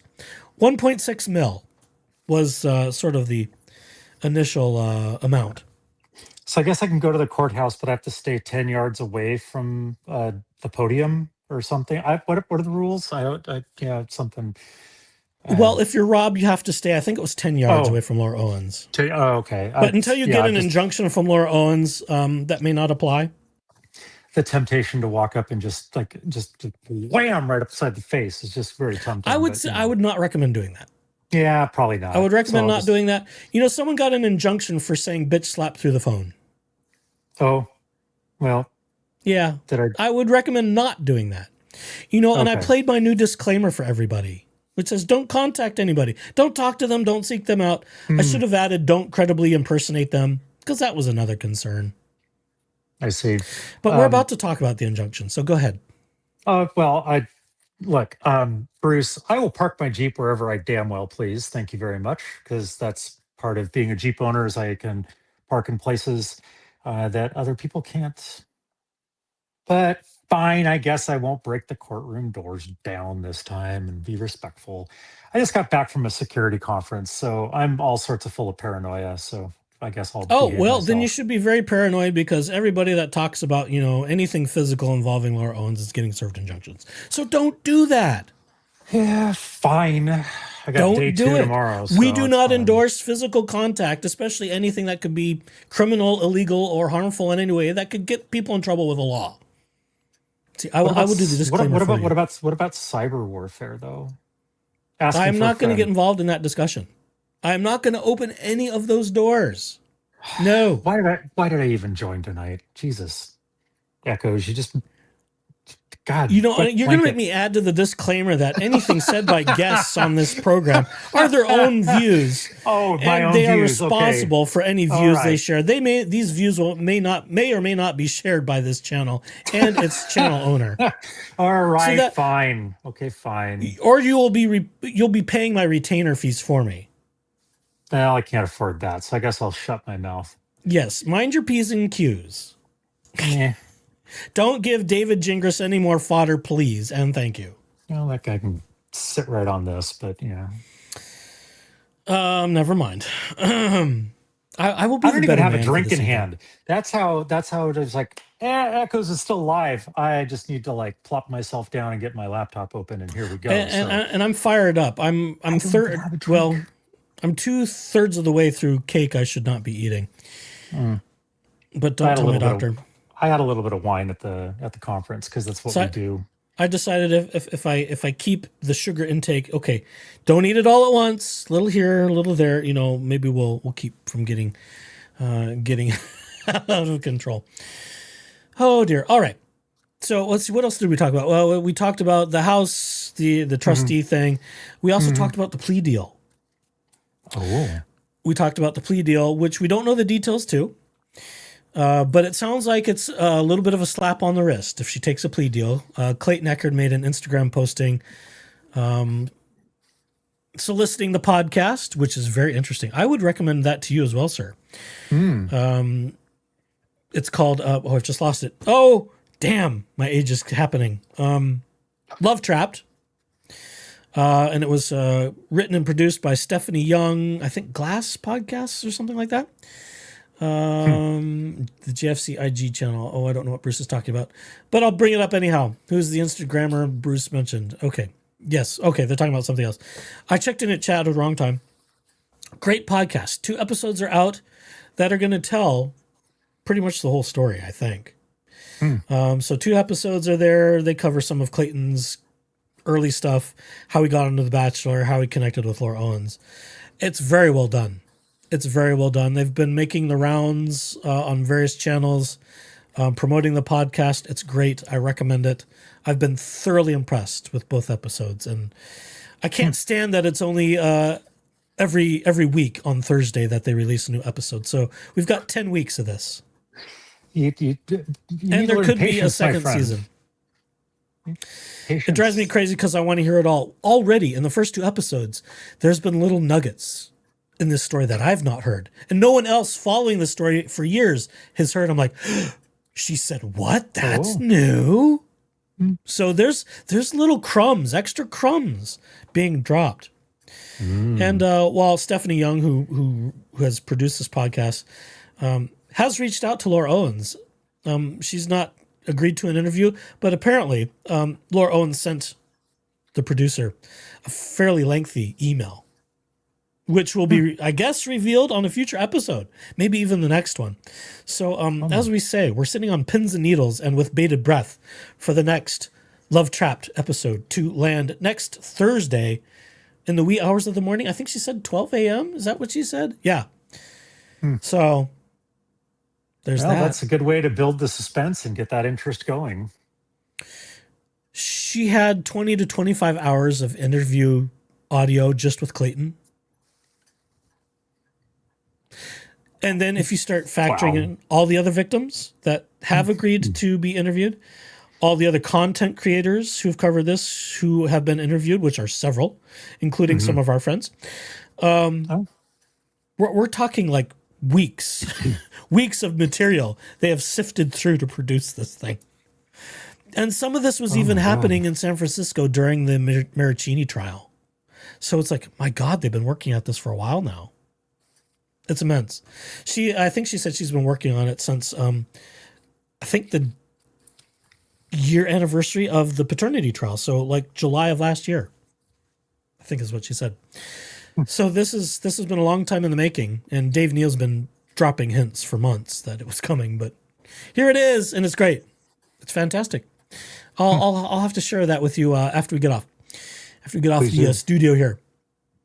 Okay, so are you ready to talk about injunctions? Oh, let's talk about injunctions. Because this gave me the most turmoil this week, and as I've shared with everybody already, I've done a slow burn over all this as it's kind of unfolded, and now that we're kind of getting information of what happened earlier getting backfilled, I'm even more concerned. And while I don't know what Rob will do with this injunction, if he'll appeal it or not, I think there are areas he could. I think there are some appealable issues, especially with what happens in this. Because the commissioner was really reluctant. And how we go from real reluctance to, oh, Rob didn't give a defense, Rob didn't give any evidence, Rob didn't have any... Everything he said, well, the things he said aren't covered by, there's no protected speech here. I'm like, this is quite a chasm. Quite a chasm. And I've just lost sleep. Well, that might be a little bit of an exaggeration. Maybe I have. I mean, it's been a stressful week. I just trying to fill that chasm with how did this happen has been a problem for me. So here we are. We're just talking about it. And, I've shared some things with you offline, as it were. Indeed. I don't know tonight if I want to talk about Dingus at all and what he's been saying. Yeah, I mean, we're pushing an hour and a half already. I got to go read that blog or make ChatGPT read it for me, and I'm kind of dreading it, honestly. Yeah, the summary wasn't going to do it justice because there's some pretty pointed speech in it. I read it first. I debated doing a Ginger Bites on it. And I went, you know what? There's so many things being pushed. And, he's throwing out a lot of names while also saying we should have grace and mercy. Of course, he wants grace and mercy for Laura and nobody else. For Laura and for After him he's and for nobody else. And intimidated and engaged in the same, if not worse behavior, he accuses Rob of engaging in, threatening and calling for the sexual assault and violent attack of content creators, families, and so forth. I mean, is that not stochastic terrorism by its definition? I don't know what is. I would think. So if Rob is earning or worthy of an injunction, I would say Dingus the douche canoe is worthy and deserving of worse. Yeah. And more of it. By his own standards. Well, that the hypocrites, this, Mr. Echoes, that the hypocrites don't much care to be held to their own standards. That's the Of standard course. for the others, and not for me. I can't have that. Which was just clearly evident of how much of a whiny bitch that he turned out to be when it came to the body cam footage when he was arrested for DUI. Oh, yeah, we he had can't a have shit fit that. about that. This is a privacy violation. Yeah. Oh God. Blah, blah, blah. Yeah. And to this day, he's still calling Lauren Knighty, who's, I just think, the loveliest gal ever. I think we'd all get along really well. I think we could have quite the snarky gay table. Ooh. So we all, should we all end up observing a criminal trial? I think there need to be some gay reindeer games. Oh. I think we could all enjoy. We could all have a lovely time at dinner talking about life and Laura Owens. Probably, as long as there's air conditioning involved, because I'm still hoping it gets kicked. Well, I will forever for hope that reason alone. Until I have to make, travel plans to be in the gallery. And I hope they're prepared for a large attendance at this criminal trial, because I think it's going to be a large attendance. I would imagine so. And we'll just make sure to keep a 10-yard buffer between certain people. I was trying to figure that out. They can't forbid him from going to the courthouse and so on and so forth. They can put restrictions on how close proximity she can be, or he can be to her. But when you're in a small courtroom, how does that work? And supposedly, and I hope I'm not telling anything out of school, I think Rob has said this publicly, I'm pretty sure. Rob and I have not had private chats, but I think Rob has said on one of his streams that he has a disability, so he sits in sort of that designated spot, which is kind of close to the aisle. So I'm like, well, how does that work? I mean, how would they alter disability accommodations if that's, if that is the case, where he's supposed to be in a certain, I've spent so much time thinking about the logistics of this garbage in this injunction. It's like, how does any of this work? Okay. Oh, it's just we'll find a way. We'll measure things and figure stuff out. I don't know. We'll make it happen. Emily Laura Wilson says, whoa, whoa, whoa, whoa, whoa, whoa, whoa, whoa, whoa, whoa, whoa, whoa, whoa, whoa, whoa. It doesn't say you can check my mother's phone. Okay, no, I'm inserting body cam footage there. Did I just hear Echo say that Laura emailed Stephanie from the podcast? OMG, did it include a fake cease and desist? This was in one of Stephanie's interviews. I think it might have been reality. I've heard a few, so I'm losing track of who said what where. They've made the rounds. Stephanie has made rounds. She's been on Megan Fox. She's been on Steve's. She's been on Dave Neal's. I've not listened to Dave's yet, but I've heard both Steve and Megan interview Stephanie. Great interviews. I highly recommend you hear them too, because you're getting these little nuggets, the behind the scenes nuggets, from the person who's made this. So, yes, Stephanie did say that while Laura did not agree to an interview, it sounded like there is an email that Laura sent to Stephanie. And that will be, I'm assuming that it could be revealed in a coming episode. Hope so. So the way Stephanie said it made it sound like it will be the subject, because, Stephanie seems to be a very fair, even person. She's getting Clayton's side, which includes a humongous swath of victims and witnesses. And she's also given Laura Owens' side a chance to discuss as well, but no one currently has, other than whatever contact Stephanie and Laura may have had, which is what Stephanie alludes to in one of her interviews. So go and listen to Megan and Steve and see which one of the two that actually appears in, because I can't remember now. But I do recall hearing that. So, yeah, I don't think there was a cease and desist. If there was, that would be hysterical. It would certainly be on brand for Laura Owens, but I doubt it. But it could be, I would imagine it was a long diatribe of the smear campaign that she's been through, and she's probably doubling down on the same things we've always heard her say. That's my hunch. We'll have to tune in to future episodes of Love Trapped with Stephanie Young and Clayton Eckert to learn more. Have I done enough shilling for them? Echo's first sponsor, apparently. They should be. They should be. I'm not going to have sour grapes for not being invited to talk about the to be an interviewee in this circus. Mm-hmm. I'm not big enough. My nose is not sore. I'm not pretending to have sour grapes and not have sour. I'm just excited that there's very well produced, and it's very well done.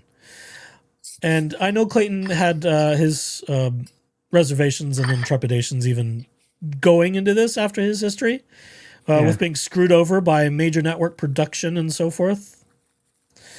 So, but I've been extraordinarily impressed with this podcast that Stephanie has made. I kept an open mind. It's like, well, we'll see how it goes. But the first 5 minutes of the first episode, I was hooked. It's like, oh, this is brilliant. This is brilliant. And it's only going to get better as we get more into the story and all of the branches of the story. So if I haven't said it enough, folks, wherever your favorite podcasts are served. Okay, back to injunction stuff. So this is where it begins. Jeep Zaddy. No, there's a thing now. There's a thing calling everybody Zaddy. Greg Woodnick loves being called Zaddy Woodnick. You're Jeep Daddy, so we could just call you Jeep Zaddy and just make it a multi-fecta here.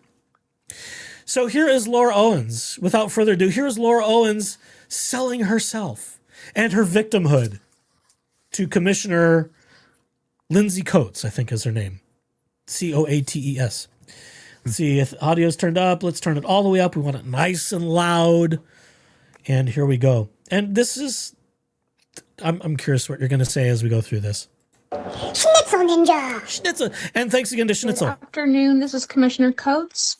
This is the time set for consideration of a petition for an injunction against harassment in CV 2026-002304 in the matter of Laura Owens versus Robert Andrzejewicz. And who do I have on the line? Laura Owens. All right. Good afternoon, Ms. Owens. If you could please stand and raise your right hand to be sworn. Okay. You do solemnly swear the testimony you're about to give will be the truth, the whole truth, and nothing but the truth, so help you God? Yes. All right. So, Ms. Owens, do you that everything included in your petition is true and correct to the best of your information, knowledge, and belief? Yes. Okay.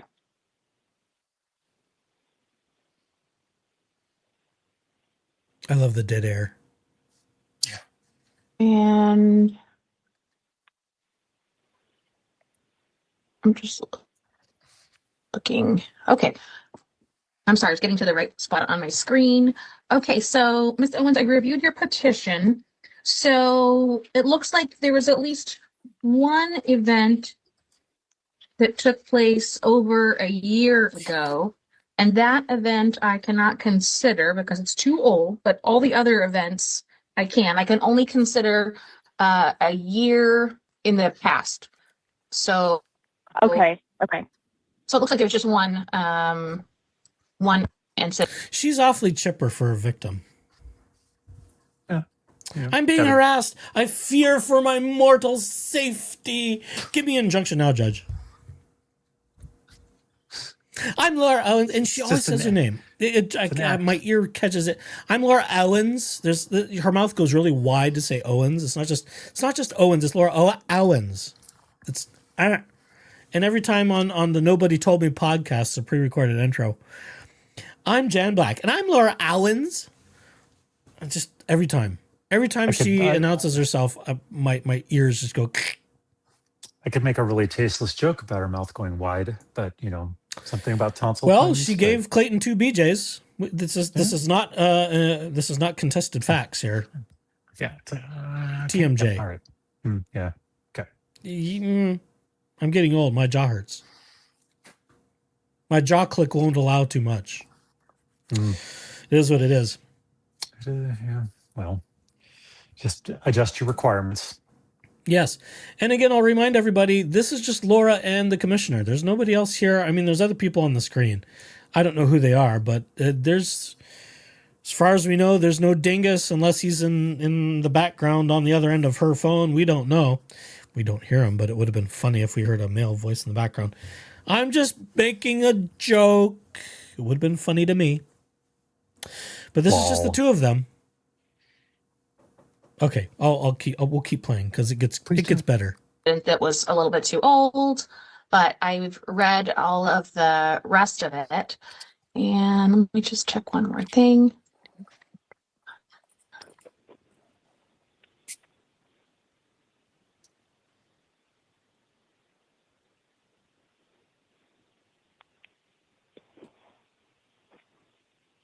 Reviewing paperwork. Mm-hmm. Such a meticulous process. Okay. So, tell me a little bit more about who this says the person, Mr. Andrzej, is a content creator. So is he someone who makes a living making social media content? Yes. Making a living making social media content. Can they prove that? Does he have a monetized channel? I don't know. And telling the commissioner more is just answering the question, like with a one-word answer. Okay. There will be more. There will be more. Mm-hmm.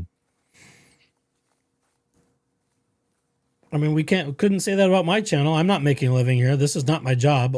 It's just taking up my money from my job. That's for damn Job sure. number 7. I don't know. Job number 65 out of 247.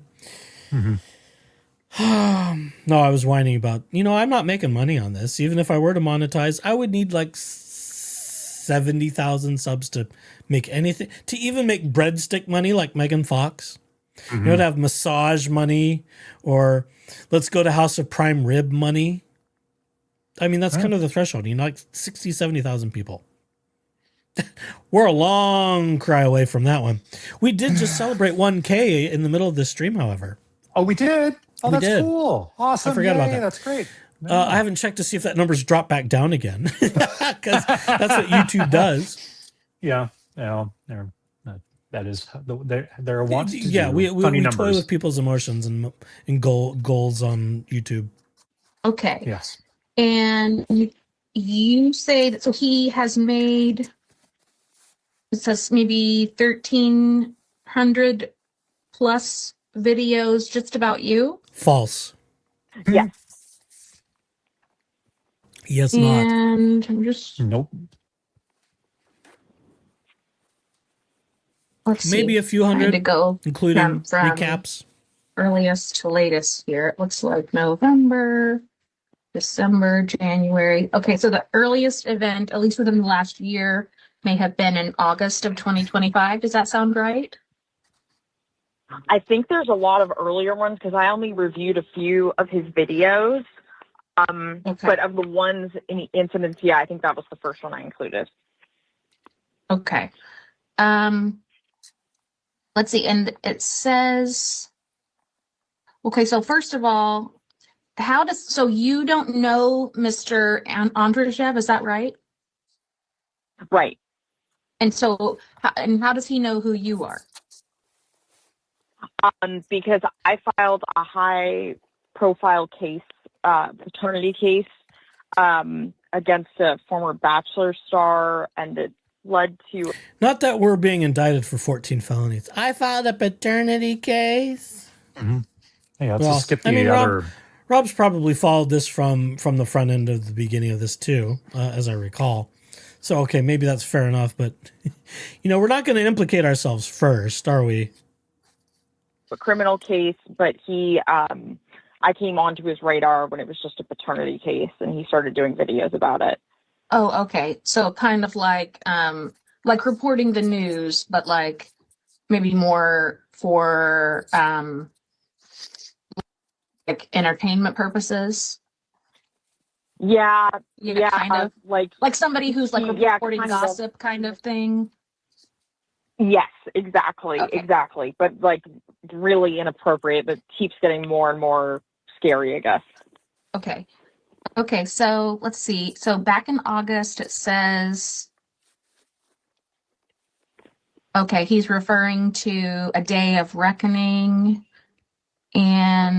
but so when he was referring to a day of reckoning, were you Was he talking about, so you said that there was a paternity case and then after that there was a criminal case? Yes. After that, there's still a criminal case. I do think the worst of the violations. I mean, I really started looking into his work, I guess. After this weekend, it came on my radar that he was telling people to impersonate me and call venues that. We were watching all of his videos, and we learned that he said some things she didn't like. Is what she's really trying to say here. Yes. It came on my radar. How did it come on your radar? If you were looking into this, which you said in the previous sentence, you are seeking this material out. Yeah. He thought I would be at to see if I would be there. Okay. And then I read that. Looking that was backwards. about the travel request? Uh-huh. Okay. Exactly. And then it went to I went back and found the rape comments, and, the fact that this guy shows up at court hearings and, it's really sexualized me and everything. I understand he has a right to be at court, at a courthouse, and that court hearings are public, and, that. Do you really?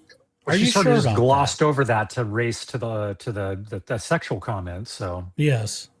He has a right to free speech, but he's just taken everything way too far. And I am really concerned about my safety with him. I think he's become like a stalker. He's obsessed. Okay.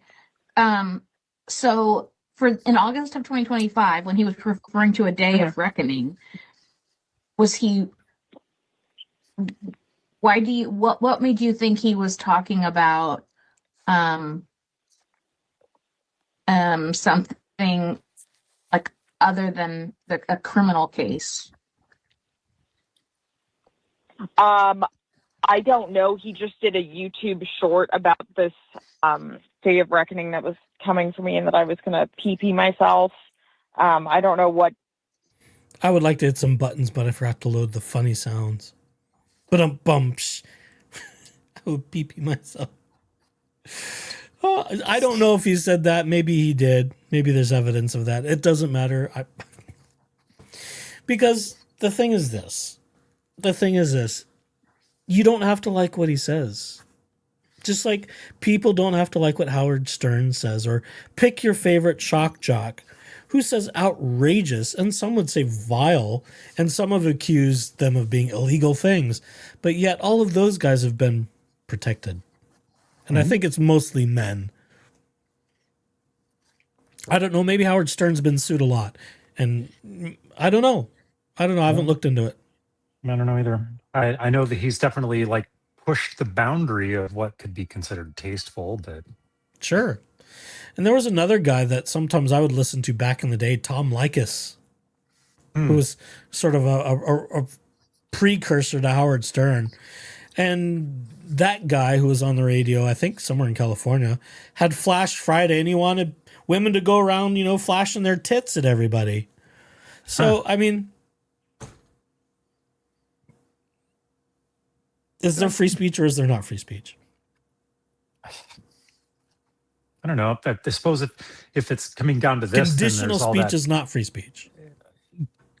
Right. So, I mean, do all of those morning radio DJs that would call people or do the whole prank call situations or just, rattle people's cages? She talks about that a little bit in this.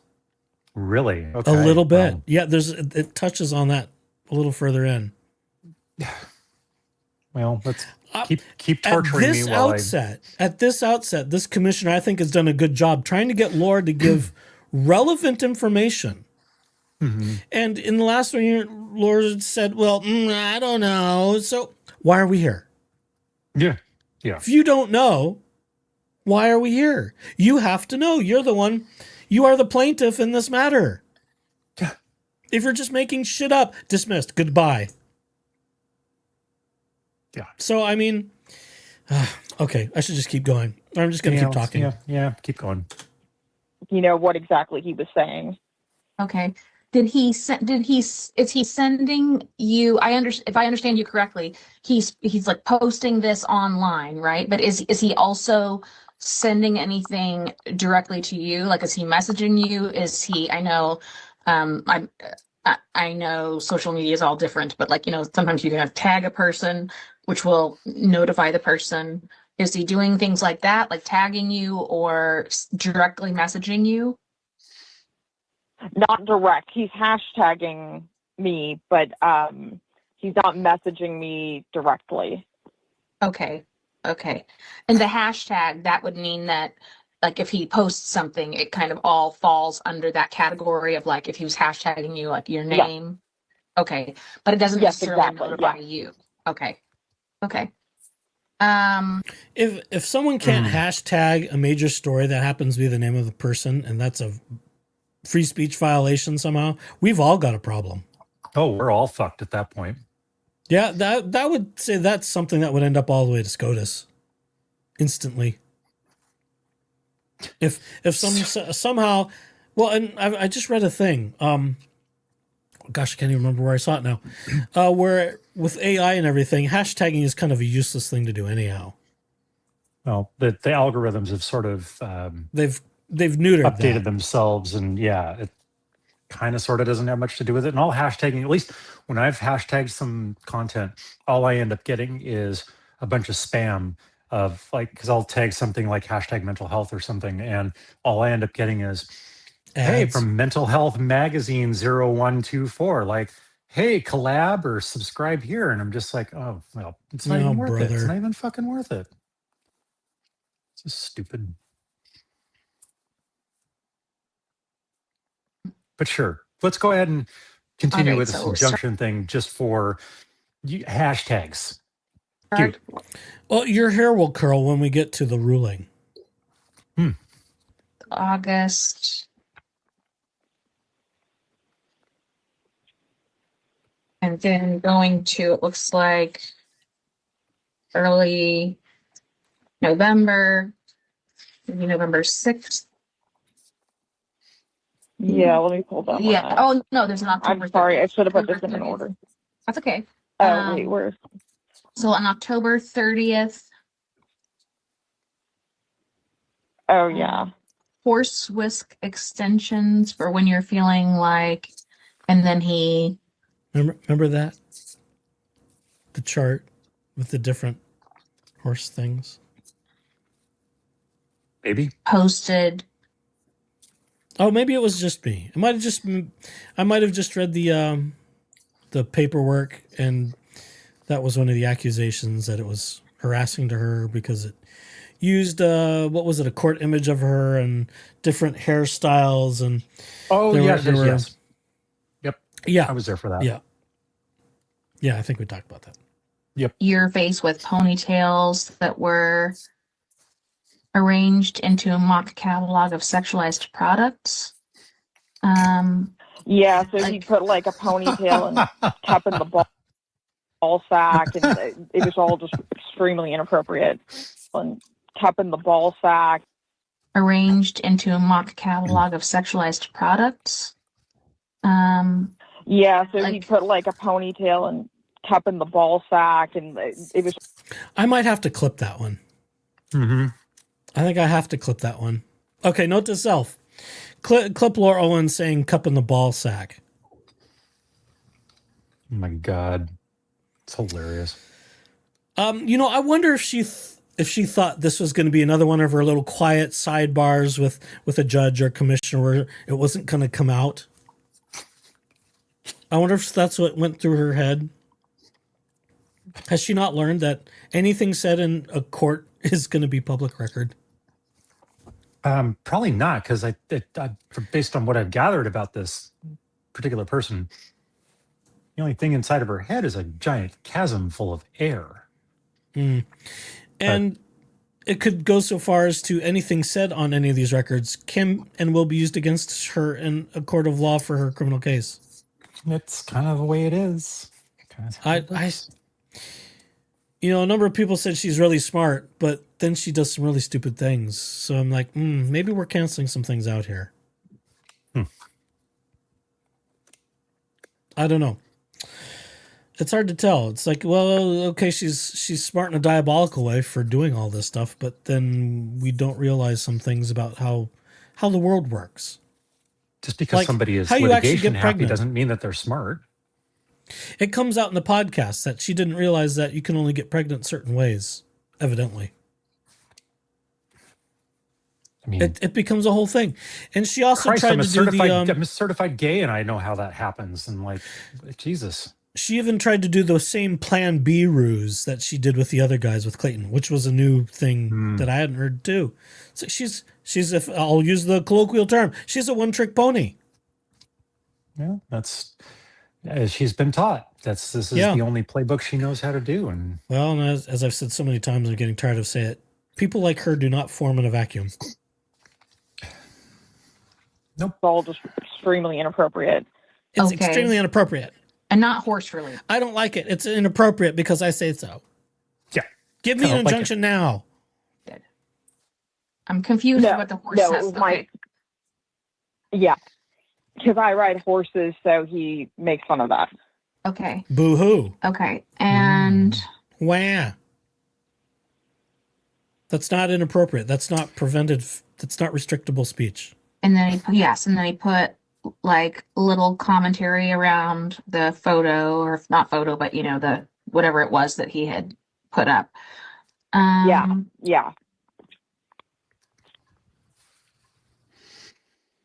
Oh, okay. And he was trying to raise money that way. Yeah. Okay. And then moving to November 6th, maybe. Yeah.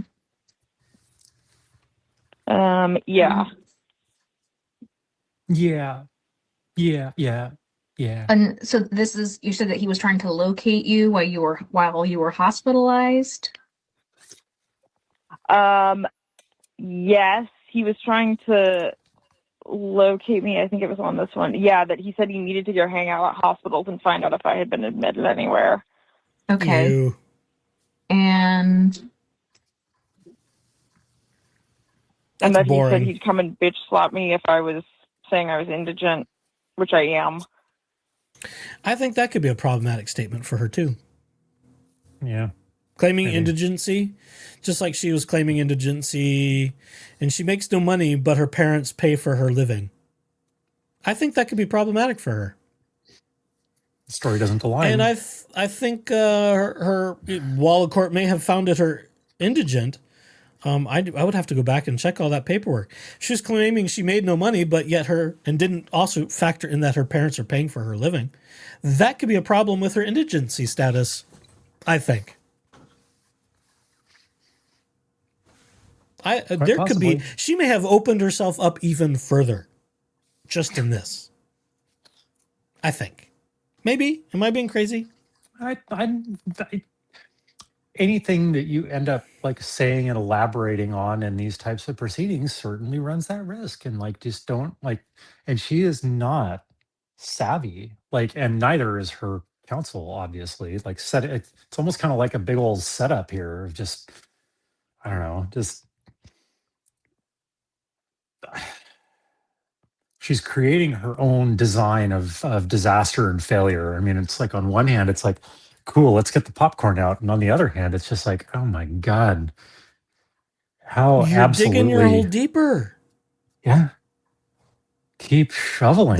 God, somebody take the fucking shovel out of her hand already. There's such zero self-awareness. Well, and I think a certain dingus keeps giving her backhoes to dig even deeper and faster. And yes. For his own self-gain or whatever the fuck he's after, like the desire to gloat on his pathetic blog. Yeah, okay, yeah. Never mind. Okay. And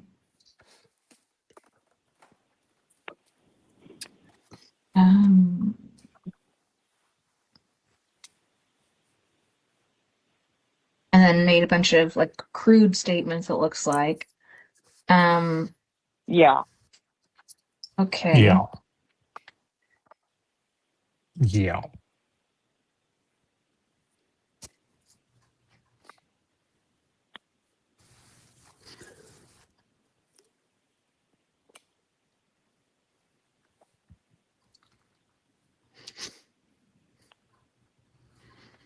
All right. And then let's see, next would be maybe around November 14th. I'm seeing one on the 11th. Oh, okay. Maybe Let I me missed see. that one. It's man, I can't tell which incident it is. It's on page 3 if you have them on pages. Yeah, sure. Got it. Okay. So yes, November 11th.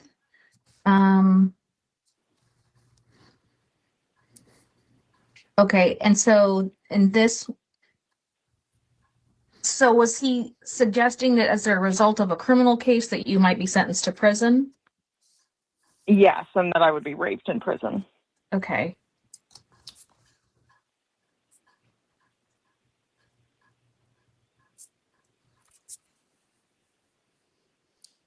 I don't remember that being a statement of she would. It was a statement of, wouldn't that be ironic if that were to be the case?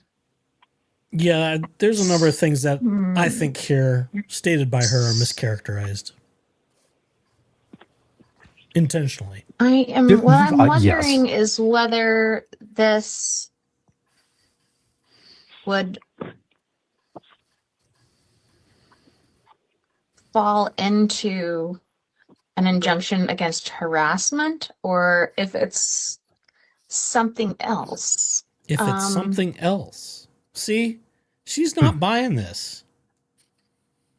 She's not buying this as the commissioner. Is this really it an seems like injunction it's for harassment? Yeah. She's not sold yet. No, not yet. Hmm. So is it going to be a meltdown here from LO? No. Damn Because it. he's not directly messaging you. Hmm. She's really thinking through this. Mm-hmm.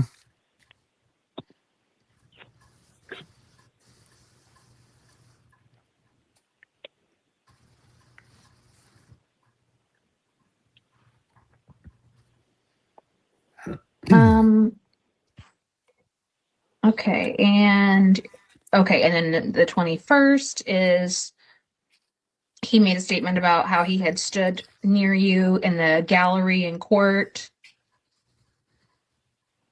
Yeah. Yeah.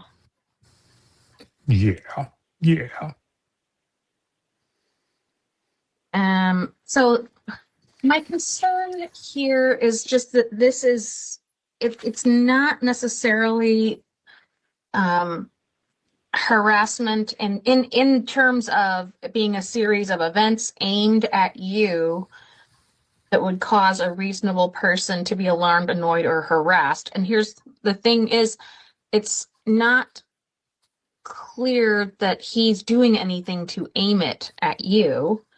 Obviously it sounds like he is, if I'm understanding you correctly, perhaps he has, a social media following, and it sounds like from what you've explained that he has monetized that, so he's using it as like entertainment. Well, he thinks people will be interested in, but I am not sure that this is going to fall under ARS 12-1809, which is for an injunction against harassment. What about him telling people to impersonate me? So how did that come up? Now we start adding some layers to convince her. I mean, I know how it came up. I read your petition, but I mean, explain to me what he said. He said, hey, go impersonate her. Why are we asking her to explain what he said? That's something that should happen in a hearing.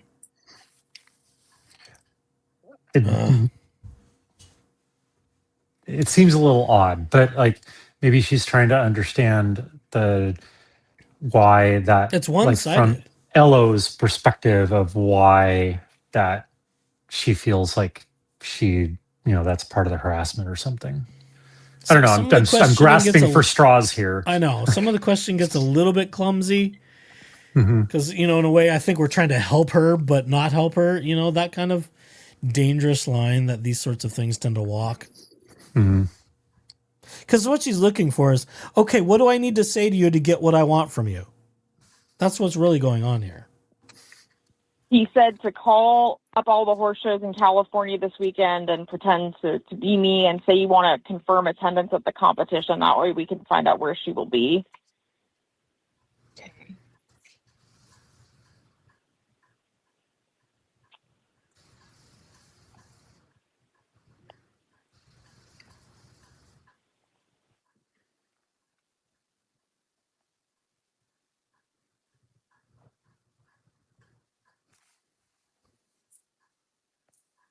The problem is there is, of course,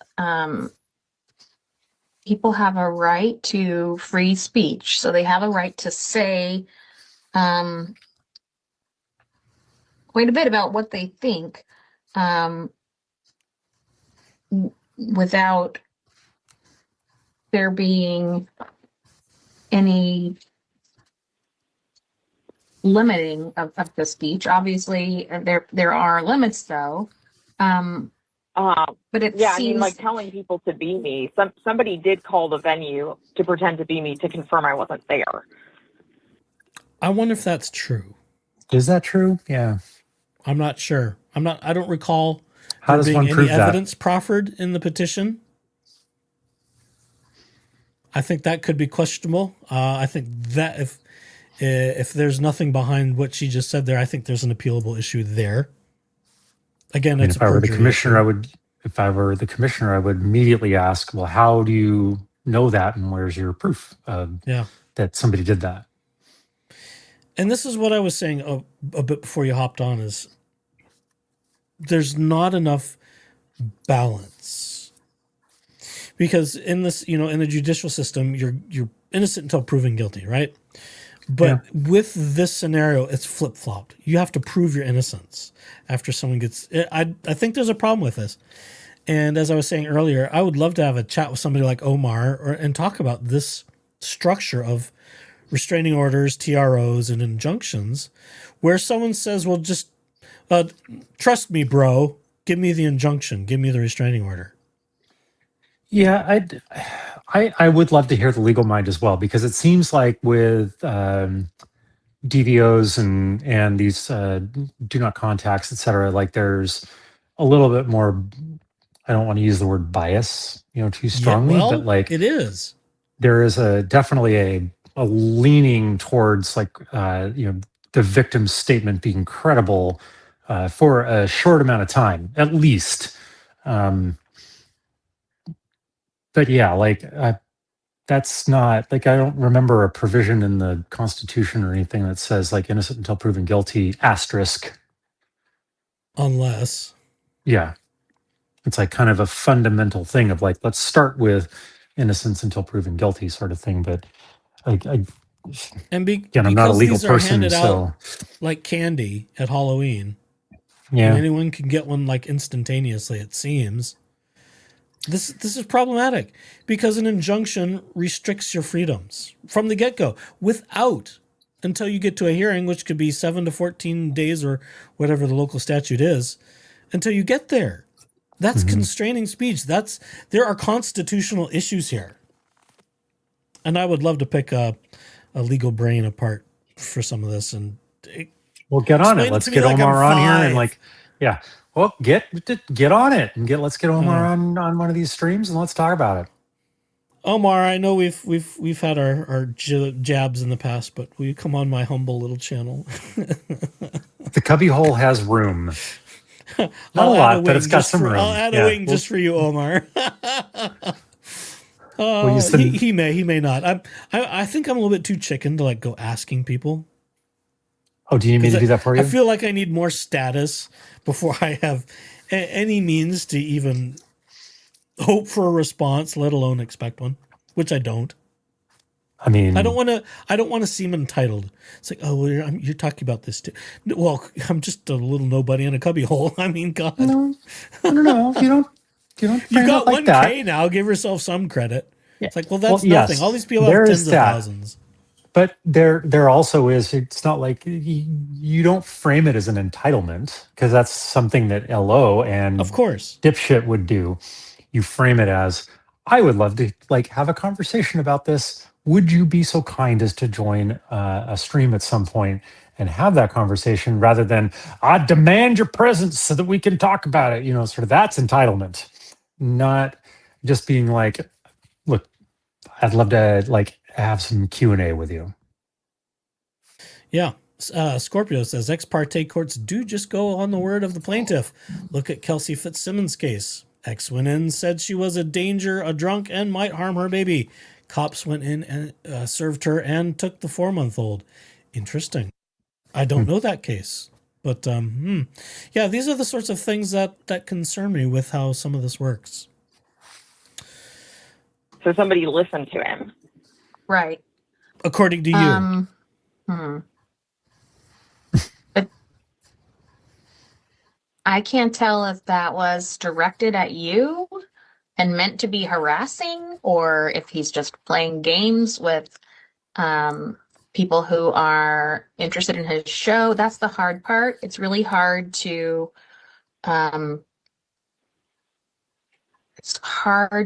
infringe on people's right to say what they think.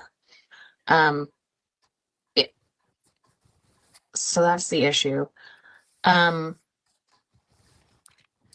with your gut. I think the main issue is he's telling people to impersonate me. That's what's gotten me really, scared. That's the main issue. Okay. Well, him saying for people to, I don't know that he said that. There were claims that he said everything he said. I can't verify that. I would have to take Laura and David Gingras' word that that's true, since those videos are not available. Those two have been known to tell a couple little white lies here and there. A little minor perjury, or in Laura Owens' case, some major perjury. Yes. 14 felonies worth. 14 felony worth, yes. So what you're saying is that, so you, if I remember from your petition, there was, you requested to travel in the criminal case, right? For like 2 days or so, Right. or maybe 4 days in California. And so you're saying during that time, he said that people should call these horse shows to confirm whether you were there instead of somewhere in California? Well, he said to impersonate me to confirm attendance, to just see if I was at the horse show. He specifically said impersonate. Okay. And the point of it was what? I mean, to find out where I would be. But wasn't he trying to figure out if you were violating the travel I mean, is that his right? A clue? Wasn't he trying to find out if you're violating your travel restrictions? A clue? Well, he shouldn't be allowed to do that. If I want to violate them, I should be allowed to do them without anybody knowing about it. Someone who claimed who fought the court for special disability accommodation and ended up at a horse show rather than at their DVRO trial in San Francisco. We know that for a fact. I covered that the day it happened. Or was it the day after? Yeah. I had the Facebook post of Laura Owens accepting her award, being at that horse show instead of being at her trial for which she was the plaintiff against Mike Maricini. I talked about that. I forget which episode. Whenever it happened. There's been a few too many. There's been a few since. I think it's worth, because you highlighted Wallace's comment. Thing. And that's a very thing. And some things of justice, I suppose, are a little bit of a balancing act. Because with people who are legitimately in harm's way, you need something, and you need something quick to try and prevent something. It's a preventative measure, I would say, at best. And this is why I think Omar, who of course practices family law, would be a good person to talk about these sorts of things. Because I would suspect that's where most of these things play out, is in family court issues. Some of them may play out in criminal issues, but I would imagine more of them are family court issues. But I don't know that. But I think it'd be great to talk about sort of how do you balance needs and protection of victims versus people trying to abuse the system, like Laura Owens. And that does come down to something that IB said just a couple of messages prior to that of yes, there's a balance between the getting the emergency RO, but then also like those who abuse it and use it because they and it's this is not it's not a gendered thing or a rolled thing. It's like people fly in, like emotions get out of hand. And as somebody who's neurospicy, my emotional reactions to certain things can trigger or provoke a much larger reaction than potentially what would be warranted. When emotions are involved, that, like, yes, that can, there's a thing that can happen that isn't grounded in rational thought, which is where like courts and this sort of stuff is supposed to, be in. So I understand that there is a time and a place, particularly if violence is in part, potentially in play. So I'm all about being able to get injunctions or restraining orders, that sort of thing, temporarily while the rest of the case is sort of figured out.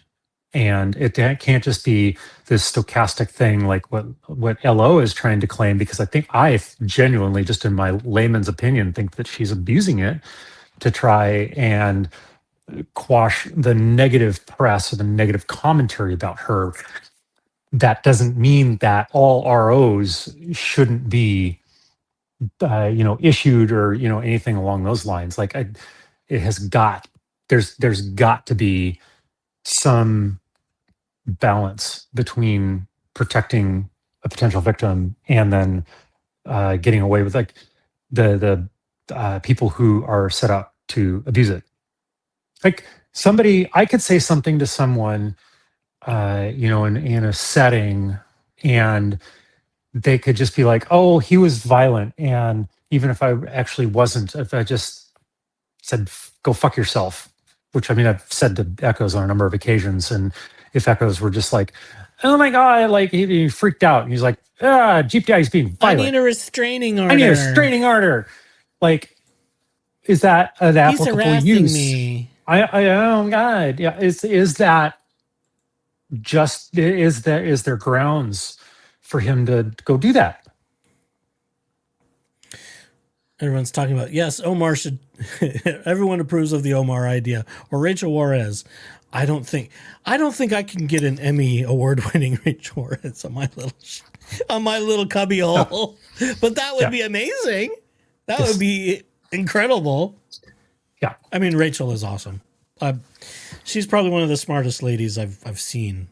It's at least circling this case. And while she says Omar did all the heavy lifting, she was just there to be, I don't want to say second fiddle, but she's smart. I mean, she went to Yale and Stanford or something like that. Mm-hmm. She's a bright lady, and she seems to have equally bright children. Her son is like in the 5th grade and competing in the spelling bee at the 8th grade level or something. Damn. Something like that. It's like, okay, good for you, girl. You got some smart kids too. I was about to say, I got screwed on the genetic pool there. Jesus. Yeah, but I guess this kid doesn't think much of it. It's like, oh, okay, it's something we do, but yeah, we don't even work on it. It's like, just an inherent genetic brilliance. Yep. And one more little anecdote, because y'all love my little soapbox rants here. I have at least one, if not several friends who have had to get ROs, like really like inner circle close friends, because of really shitty situations that they've gotten themselves into, where it's real, like actual, like shit abuse from a partner or something along those lines. Clothes dumped out outside, dirty dishes left on beds, human waste, on places that shouldn't be, that sort of stuff. So all of that comes with there is that clear evidence of something that in those cases that warrant that. And yes, that person should have absolutely gotten RO'd. I mean, quite frankly, they should have been sent out to pasture, but that's just my opinion. And, whatever, I'm not, advocating for anything other than appropriate justice. But yes, There are absolutely situations that warrant that sort of thing. Just because somebody said something naughty about, or, oh God, I got, somebody said something naughty about me on their channel. Like, fuck off. Fuck all the way off. Get the fuck out of the court system. Go deal with your 14 felony accusations and piss off with your Leave the world budget alone. lawyer. Just get out of here. God.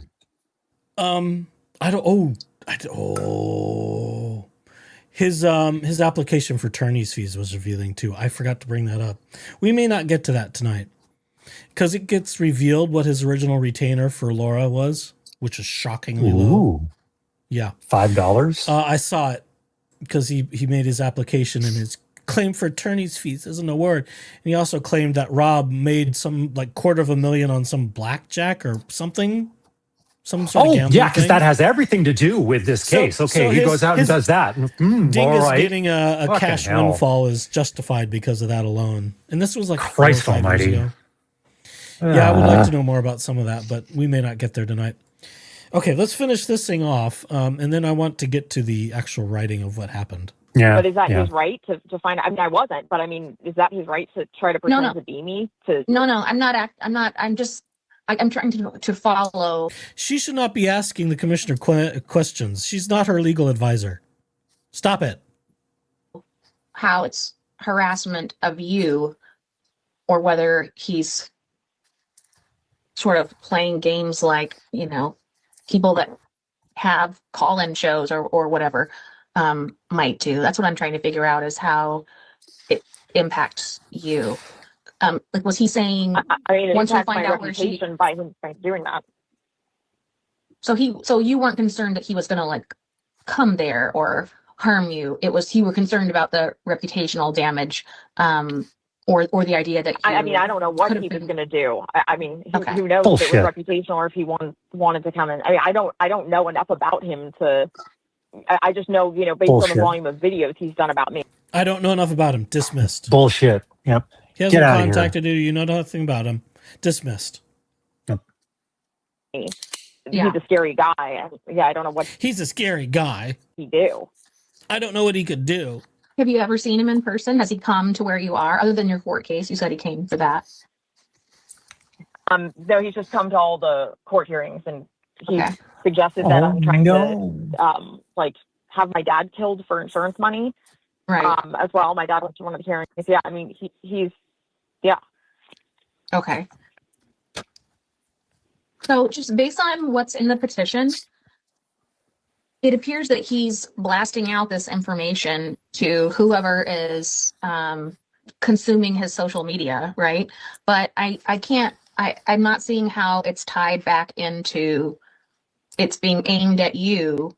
I do understand why it would cause you to be annoyed or harassed.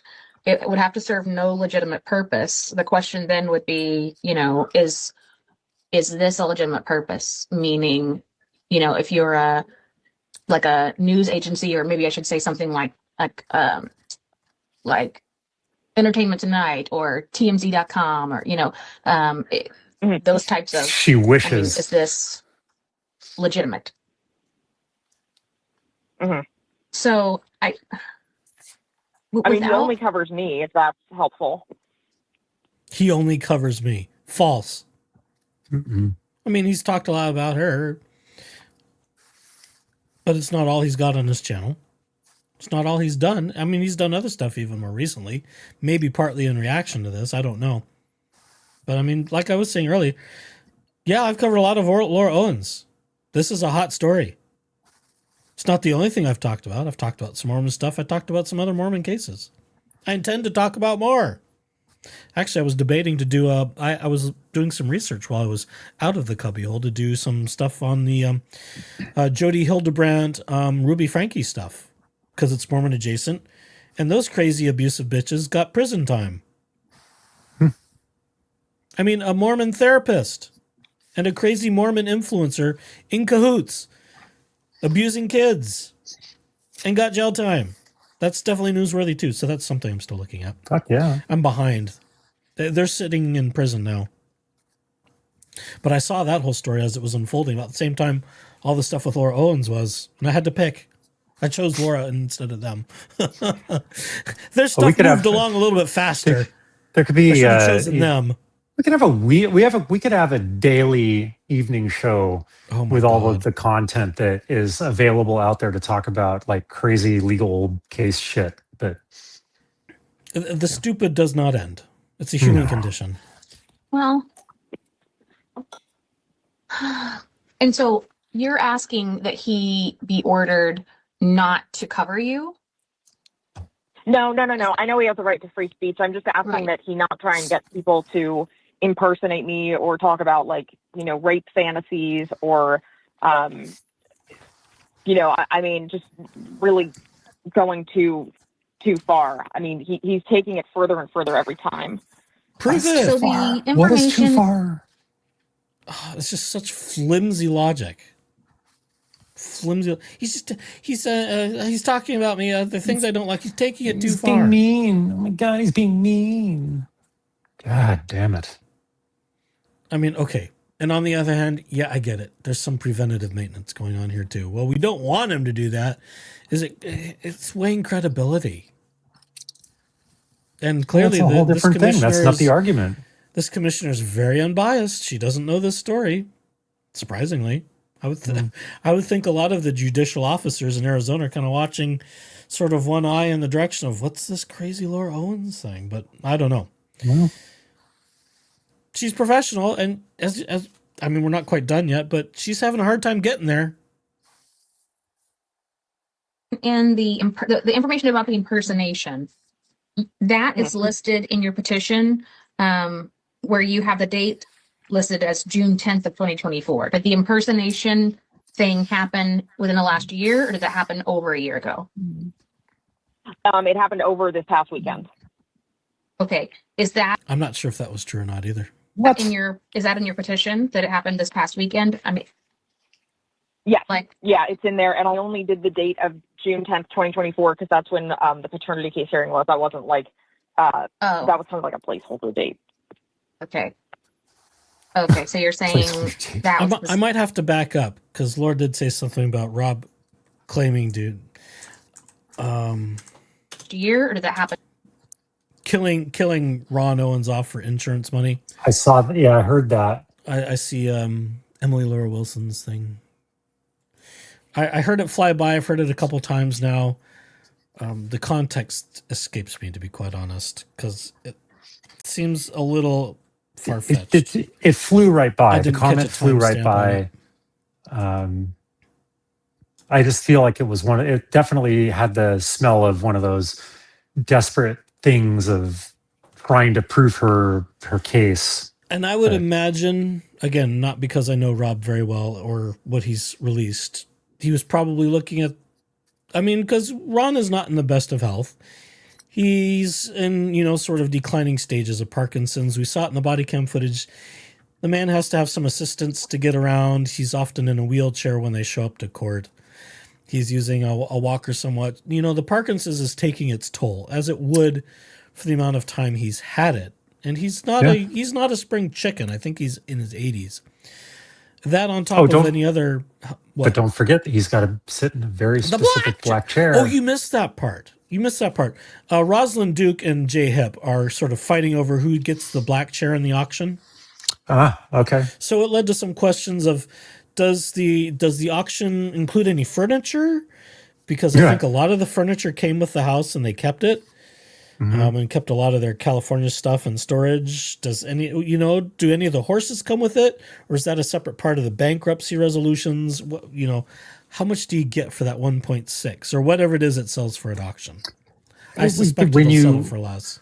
When you take when you take possession of a home, and if the previous owner doesn't clear out their goods out of the house, the day that closes and you take possession, those possessions belong to the new owner. I would imagine. I mean, I would think there are some personals you're going to take with you, but I don't know how much of that can, I don't know what the defining line is of personals you get to keep versus stuff that stays with the house that you lose in foreclosure. For insurance purposes, usually it's something that's attached to the house. So like if you take a house and you turn it upside down, Appliances does or it something. fall? Hmm. So like as an example, my televisions are mounted to the wall.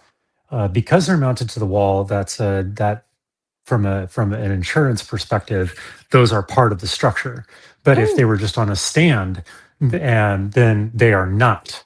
So there's some Interesting. distinction about what is actually fixed to the house. And like the insurance person I was talking to I was clarifying some of these really, as I am wont to do, clarifying some nuances.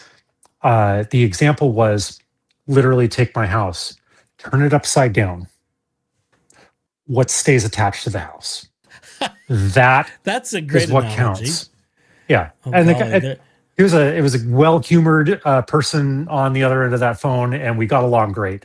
But that was the analogy, because like so everything that fell and ended up on the ceiling was the contents of the home. I think in my house that would be everything, And that was the difference between including like the cabinetry. the structure when it came to the coverage pieces. That would be the coverage of the structure itself versus the personal goods. And like in other house transactions that I've been at least a witness to, things that like light fixtures or that sort of stuff that's permanently attached, like a sconce on the wall, or like a chandelier on the ceiling, those sorts of things, because they're permanently attached to the house, they are then part of the sale of the house. They're not like a record collection.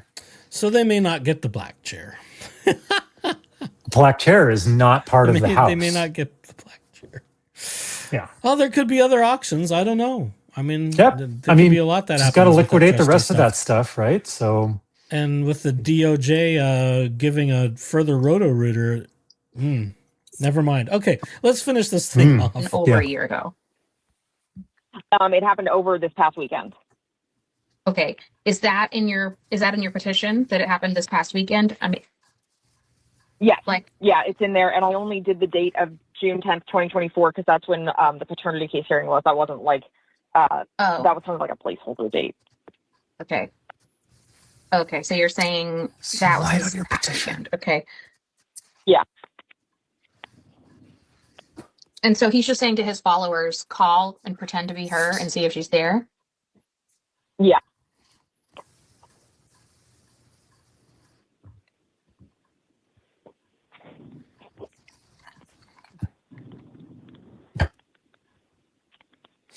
Oh my God, I called the He horse also talked show about wanting to and get my bra off of eBay. hey, this I mean, I is wasn't Laura. planning on Am it. I there?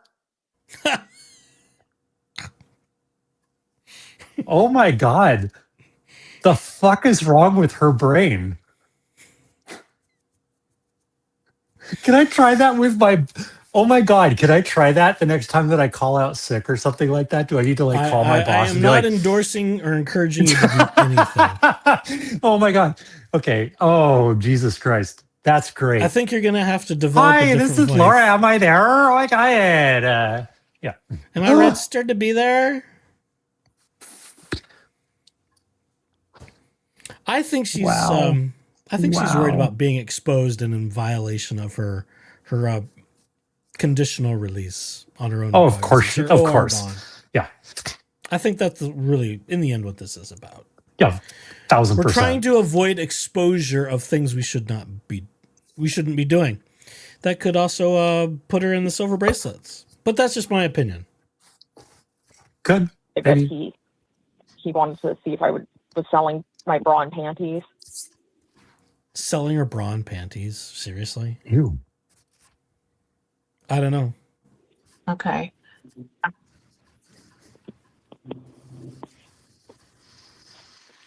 And do you think that was sort of just, that just talk for whoever that is listening to what he has to say?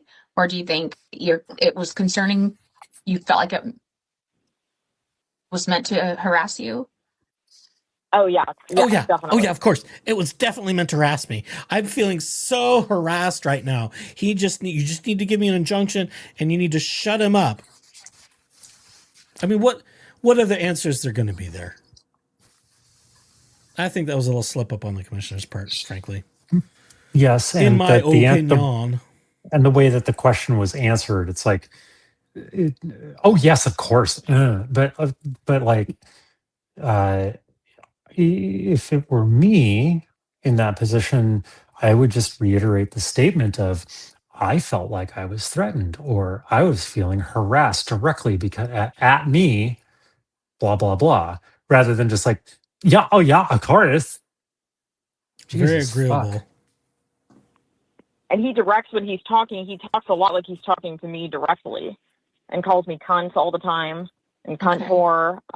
And he, Oh no, you know, like I said, he's calling her names. Someone call the First Amendment police and have him arrested. Yeah. Insufferable. he says I'm not anorexic, I'm not autistic, even though I have the diagnosis Okay. that I am. But he doesn't contact you throwing directly. information. No. And does he tell other people to contact you? Well, yeah, I mean, impersonating me. I mean, he's telling them to be me. That's not the same It's thing. not the same thing, you ditzy bitch. But does he tell him to contact you? I guess not. No. I guess not. No. Dismissed. Yeah. Why the hell are we here already? What are we doing? Why the hell are we here? Okay. Okay, so what you're telling me is he has devoted 1,300 videos that he has False. posted online, False. and they're all about you. And whatever you I think that could have been disproven quickly. Mm-hmm. I mean, I would need to see his whole lineup, but I suspect that's a perjurous statement. Again, that's just my opinion. I'd have research to do. The commissioner could have just easily opened up a new tab in her web browser and gone to I don't know, youtube.com and like. Can they do that without being presented evidence officially on the record? I'm not so sure. I don't know. I mean, usually they have to work with, what's right there in front of them. And then everything else has to be brought in differently. So I'm assuming this follows fairly standard patterns and rules for evidence submission for all the obvious reasons. So, but there was no evidence presented by LO to say she that had there a was petition and cited a bunch of stuff and had a bunch of things. Yeah, but she didn't show all how much of that videos. I did go through that petition. I think I read through all of it, actually. Some of this I don't remember reading in the petition, if I'm being honest, which I do like to be honest. I'm not just saying that as a convincing word. Sure. Stop it. But there are some things I'm like, I don't remember reading that in the petition. I don't remember that being said, Yeah. I think we're trying to add, value add to the petition to try and convince the commissioner that to get what we want. Yeah, going on. Yeah. Anyway, please continue. No, I don't mean that in a sassy way. I mean, like whatever's happening with you and perhaps the public light, right? Like whatever's, maybe he sees something in your court case or, a new filing or whatever's going on. So given the extent of the posting and you're telling me that his content is 100% about you, I'll order this, but I really don't know that this is going to address a lot of what your concerns are. But what I can order is that he have no contact with you except through attorney's legal process and court proceedings. I can order that he, not go to your residence. But what I can't order, let me look and see. I can't order him to stop targeting you through harassment or surveillance because that's sort of unclear. I can't. It'll include that he shouldn't harass you. And, monitoring or commenting on your location. I'm hearing that he's saying things on this, whatever this is, program. But it doesn't sound like he's taking action in that, like, when you're talking about monitoring or about your location, you haven't seen someone you know, at places that you show up, who's got like a video camera, who's like, you know, peeking out of a bush or anything. And I don't mean that in a joking way. It is funny though. I mean, It's it funny. doesn't sound like It is funny. I'll give her points for that. he's physically going places to surveil you, but he is trying to sort of like get his followers interested in you know, seeing where you are. So I can't order him not to do a lot of these things, but I can order that he not go to your residence. And when you say making sexualized or threatening statements about you, I'd have to have more specifics because I can't, you know, there's only so much that I can order about what someone can say. People can say some pretty bad things about each other, you know, legally. So I can order that he not encourage others to impersonate you. But yeah, he can come. Yeah. He can come to your court hearings. You know, I mean, things like that. Like, you know, as you already said, you understand that. Okay, let me look here. Okay, so I'm gonna like put something in the order, and then I'll tell you what I have written down, and you can let me know if you think that will work or if you have suggestions or requests. There shouldn't be requests for requests. No. That's just my opinion. I mean, this is a feckless injunction. Is that the right word? Well, yeah, it's one I would use. Don't impersonate her and give her a wide berth. I think that's already been happening. Yeah, don't go to her house and like 30 feet away. Okay. Yeah. Because Cool no one's story, going to bro. show up as Okay. an 80-something pound, 5 foot whatever, skinny thing in a black tube dress. I mean, come on. How would anybody, and this is what I've said the other day, how would anybody credibly impersonate her? I don't get it. I don't Nobody get it. It has hurts my the head. same. Nobody has the same vocal fry that she does. How about, so I can order that he shall not encourage anyone to impersonate you or to encourage anyone to make contact with you. Would that, does that sound like? Yeah, or harass me. I mean, yeah. if he could make it so you can't Well, I encourage mean, others to harass me. but no contact would mean, you know, no Yeah. harassing. So that's like, Because Laura Owens thinks talking about her is harassment. She's gone after so many people for that, including via the YouTube reporting harassment thing. Which I think is why we're no longer trying to do stuff through YouTube. We're just going to, you know, file crap frivolously.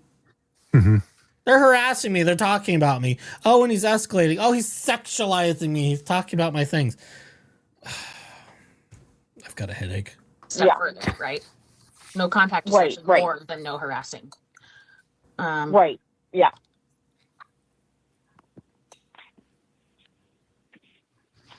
Here, I'll say unwanted contact. So defendant shall not encourage anyone to Which actually softens that a little bit than just no contact. No unwanted contact. That actually makes it even more flexible, I think, in my not so trained legal mind. impersonate or make, well, I'm not going to put unwanted, to make contact with you, because that's actually more than if I ordered, you know, that he could have people make contact with you, but it had to be not harassing. So defendant shall not encourage anyone to impersonate or to make contact with plaintiff.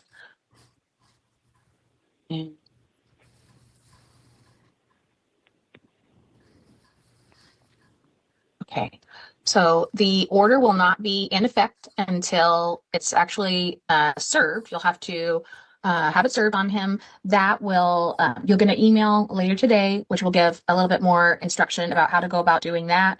You can, sometimes law enforcement will do it. Most of the time people hire a process server. Either way, once you have it served, it's good for a year, except that if he requests a hearing to contest the order, that hearing would be set within 10 days. And then you would have to be present for the hearing and present any evidence you have to support the allegations in your petition.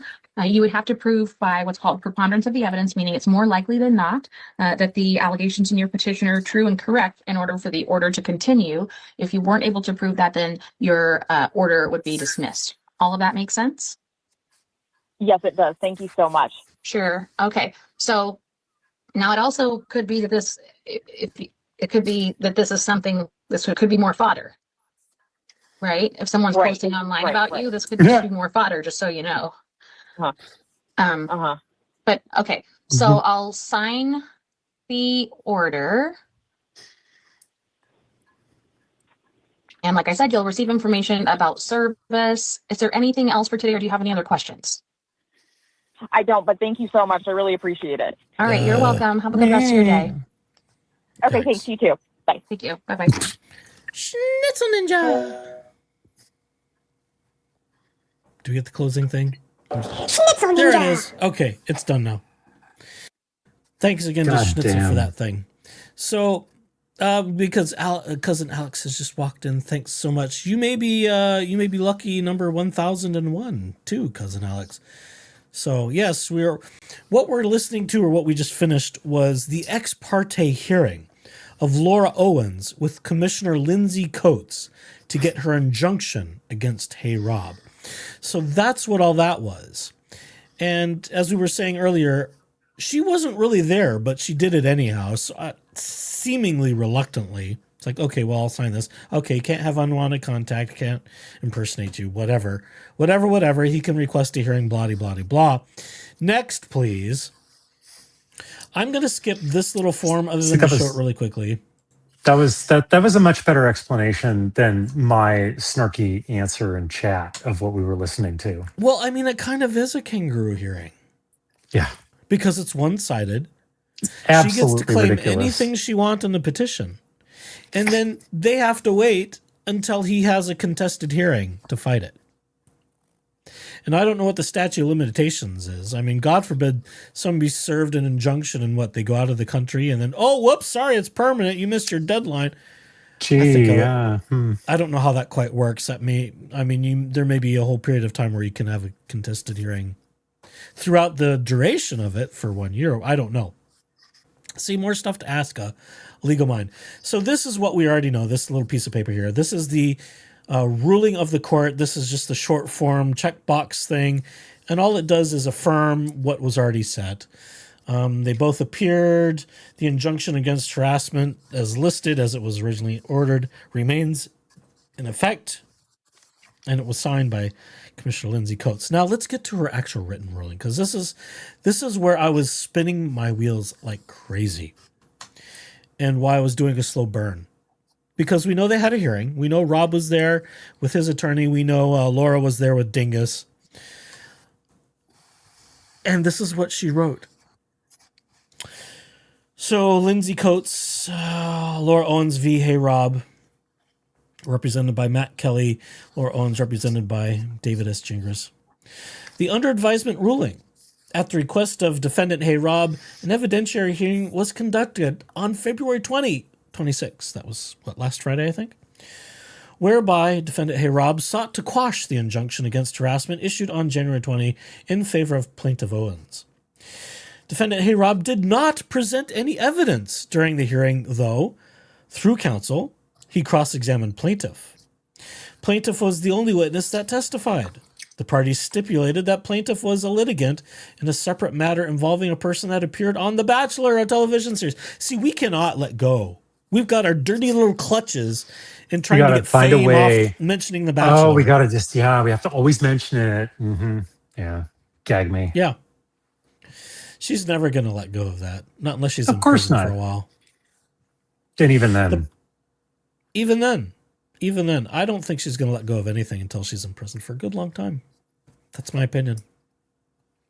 And even then, I'm not so sure. If she were to serve some time and get out, she's going to play the victim of like, if she doesn't, we know how damaged she really is. And I would say irredeemable. But again, that's this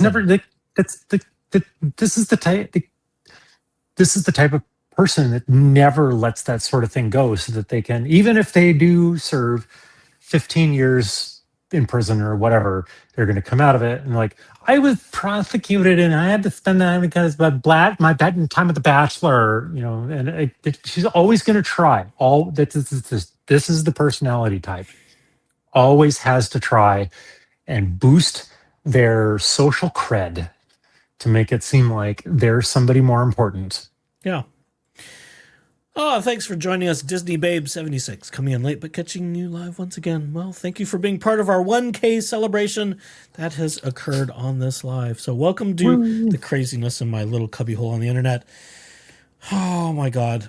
Well, I forgot to do your little the the confetti drop. That's fine. Yeah. While you're I'm welcome. stopped, let's see. Maybe she did have a horse show that weekend and didn't care to attend because people may be watching. She was pissed, cursed she couldn't go. I don't know. But when people truncate like that, I get confused. Jen the Couch Fairy, I at one believe lots of people attend and watch horse shows. She shouldn't expect privacy, and I agree with that. There is no expectation of privacy in public places, and should someone happen to observe her being naughty and violating any of the court orders of where she is supposed to be and how she is supposed to be there, that could put her into trouble. And I think that's part of the reason why we're going through these little games here. Yeah, that's all part of it. Try and get more distance to hide what we're actually doing. But that's just my opinion. In my we know she attended a horse show instead of being at her first hearing in Mike Maricini's case. We know, we saw it. We saw the social media post of her pictures getting awards over 10-year-old children. I covered it. It still makes me mad. Because she claimed special accommodation. She claimed she had a ADA requirement. And where the hell was she? She wasn't at her hearing. She was riding horses in Scottsdale. We know this. See, that's so goddamn frustrating factual. It's so frustrating for people. Oh, I have a disability. I need to go ride horses rather than be at the cause I created and filed for in San Francisco. Sorry, go ahead. That is so offensive to people who have an actual disability. I'm offended. Yes, I have an actual disability, but I mean, it's like there's a certain level of just like, go fuck yourself for trying for trying to jump on this bandwagon and make a bunch of excuses. Like, I get that, like, going and doing things like, it's the reason why I go by Jeep Daddy. I like going out and being in my Jeep and being out in the wilderness and seeing lovely sights like this.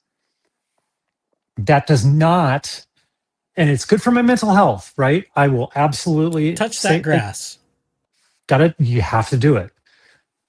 That does not excuse me from my responsibilities as a member of this society to do the things that I need to do, which, if that means that I've been accused of something and I need to show up for a court hearing, or if I have to show up to work on one day and I don't really want to, but I got to be there anyway, if it means that I committed to helping Echoes do some crazy shit that he occasionally ropes me into, then you're welcome. Fuck off. Then I will do that. It doesn't excuse me. My mental health does not excuse me from doing the things that I'm supposed to do. So the whole thing about trying to lay this on like, oh, it's an ADA thing, or I fuck all the way off. Kiss my ass. Like, I just, I can't, it's offensive. Yeah. Anyway. Daddy ran over. Par for the course. And Yes. Alex says, I'm not sure. I'm generally concerned there's no jail time in that plea. Like admit guilt, 5 years probation. A number of us have that concern. And I think based upon what Clayton said in his Instagram post that I presented earlier, if you happen to miss that, his disappointment in what I believe, what seems to be based on what he said, it seems like he's aware of what's in the plea. Because he talks about it's not nearly enough to hold her accountable. That suggests to me that this is a slap on the wrist plea, which means maybe no jail time at all. And it's a valid concern. And in one of Clayton's interviews on one of the other channels, it might have been Steve's. I can't remember. God, see, it's all blurring together. I'm reiterating. So for those of you who heard this in the first couple hours of this show, we're recapping. Clayton said, well, if I need to get involved in politics, I guess that's something I could do and, change legislation. I think Clayton would be pretty good in politics, quite honestly. He's a tall, likable, attractive gentleman of tall stature. I think he could be quite successful. Actually, it may be a better calling for him than real estate. I don't know. That's his choice. But, if people like this keep getting away with it, the laws have to be changed. And that's about the only solution at that point. Mm-hmm. So let's see. And Trish Jackson's mom says, yeah, certainly hope not. She'll learn nothing if that happens. And it's true. And that's about what Clayton said as well. You have to face consequences. Yes, there's always federal court. She may get time for that mess. We shall see. I have lots of theories about that. Okay, back to the document about the injunction. The parties agree that the resolution in that case, referencing Owens v. Eckerd, was not in plaintiff Owens' favor and that a minute entry was issued by the assigned judge presiding over the proceedings. The minute entry contained findings that the judge was concerned plaintiff Owens presented false and misleading information to the court. Well, that's an understatement. As a result of defendant foregoing the presentation of evidence, it is uncontested that defendant controls a YouTube channel and contains a catalog of approximately 1,300 or so videos that focus, as I digest. Plaintiff Owens. Defendant created 300 to 400 keep it of classy, the videos. Echoes. I'm trying. I couldn't dive to the mute button in time. Defendant created 300 to 400 of the videos, so it is also uncontested that defendant made the statements that were presented via video at the hearing. See, this hearing is going to be important. And that's what I was saying earlier. It's like, with what we heard in the ex parte and what this is saying, there's quite a chasm to fill. And I'm struggling. While defense counsel asserted that the portions of the video played lacked context, the defense did not provide further context. There is no doubt that free speech is protected under Arizona and U.S. constitutions. Defendant argues his conduct is... I can't read. Defendant argues his conduct is protected in full, but Arizona courts have acknowledged that speech consisting of epithets or abuse of a person is not communication or information that is constitutionally protected. I want to research epithets.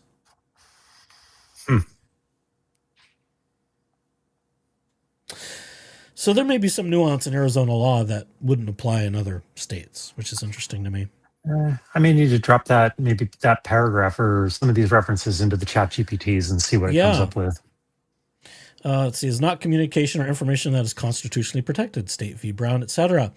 Quoting Cantwell v. Connecticut, but the protection of citizens from harassment, a legitimate and laudable goal, is not incompatible with the protection and exercise of free speech, especially with a common sense interpretation of the statute. That's Farrow v. Cahill. ARS defines harassment as a series of acts over any period of time that is directed at a specific person and that would cause a reasonable person to be seriously alarmed, annoyed, or harassed, and the conduct in fact seriously alarms, annoys, or harasses the person and serves no legitimate purpose. There's some problems there. Yeah. And I don't mean that it's a problem for Rob because they don't serve a legitimate purpose. This is about a very public case and a criminal defendant facing 14 felony counts. How is that not a legitimate purpose? And if we go so far as to say, well, he's not a legitimate legacy media person, I think there are constitutional issues there. That is unwinding. You have to be part of legitimate media to have a legitimate purpose. That is problematic constitutionally, I believe. That whole thing is starting to unwind rapidly. Yes. Of what constitutes that definition. While this court appropriately takes individuals' First Amendment protections very seriously, I'm starting not to believe it. This court finds that the circumstances presented in this case are in totality, I read that wrong, in this case in totality are harassment. The evidence presented is that defendant maintains a youtube.com channel containing or cataloging around 1,300 videos about plaintiff. So what? So what? Big fucking deal. If it were 1,300 videos about cats, would that be illegal? Well, you're harassing the orange cat harassing community. Cats. Defendant has approximately 1,200 subscribers to his YouTube channel. However, based on the testimony presented by plaintiff, the videos are accessible to anyone on the internet, not just those that subscribe to the Well, channel. no Again, shit. so what? No shit. That's how it fucking works. Well, I'm getting all wound up about this too. See? I've been fuming for days. Fuming. Without repeating the specific language used, and this is what bothered me more, because now we're clutching the pearls. It is difficult to convey the vulgarity of the language used by defendant in the recorded videos. He refers directly to plaintiff as though he is addressing her specifically in some of the videos, while he uses obscene slurs to describe her, sometimes angrily ending a rant with edited, censored, fuck you, censored for this ruling. Oh, for Christ's sakes. Defendant goes beyond verbal tirades to threaten to strike plaintiff through the phone, through a camera, or however he can get to plaintiff. Another step beyond simple online statements is that in one video, defendant encouraged his viewers to impersonate plaintiff in order to find out whether plaintiff would be present at a particular horse show. Other videos involve... Hi, I'm LO. Oh my God, am I at my own show? Oh my God. Gag me. Other videos involve imagined scenarios where defendant appears to fantasize about the sexual victimization of plaintiff. Okay, that might be a little weird. A little. Might be a little weird. Don't have fantasies. Well, don't fantasize about people on trial. I don't know. Keep them to yourself. Keep them to yourself and don't put them on the YouTubes. Yeah. In one video, defendant describes his belief that should plaintiff go to prison, she'll be repeatedly sexually victimized and impregnated. In another, he indicates he is aware of plaintiff's out-of-state travel due to plaintiff's court proceedings. Yeah, they're matters of public record. She has to file a request to leave the state every time, or she will be in violation of her bond, and she will be thrown in silver blazes and put in jail until there's a hearing on her violation, if I'm not mistaken. Again, that's my opinion. I don't practice law. I'm assuming that's how it works based on other circumstances. He suggests he could purchase a ticket near plaintiff's seat on the plane on which plaintiff is traveling, and then she would let him join the Mile High Club. Ew. Yeah. Ew. And maybe he said these things. I mean, again, I don't have access to all the materials. We don't have the hearing. We're basing this based upon what's presented in front of this. Which, okay, maybe it's just my gayness. Maybe it's like it's just not in taste. But again, it may be in poor taste. There's some speculation. But that poor taste isn't illegal. Yes, is poor taste a crime? Does free speech not cover? Because if free speech doesn't cover poor taste, then a whole lot of people in Washington, D.C. have problems. Oh, Christ. Let's not even go there. In which case they need to be prosecuted for First Amendment violation, you know?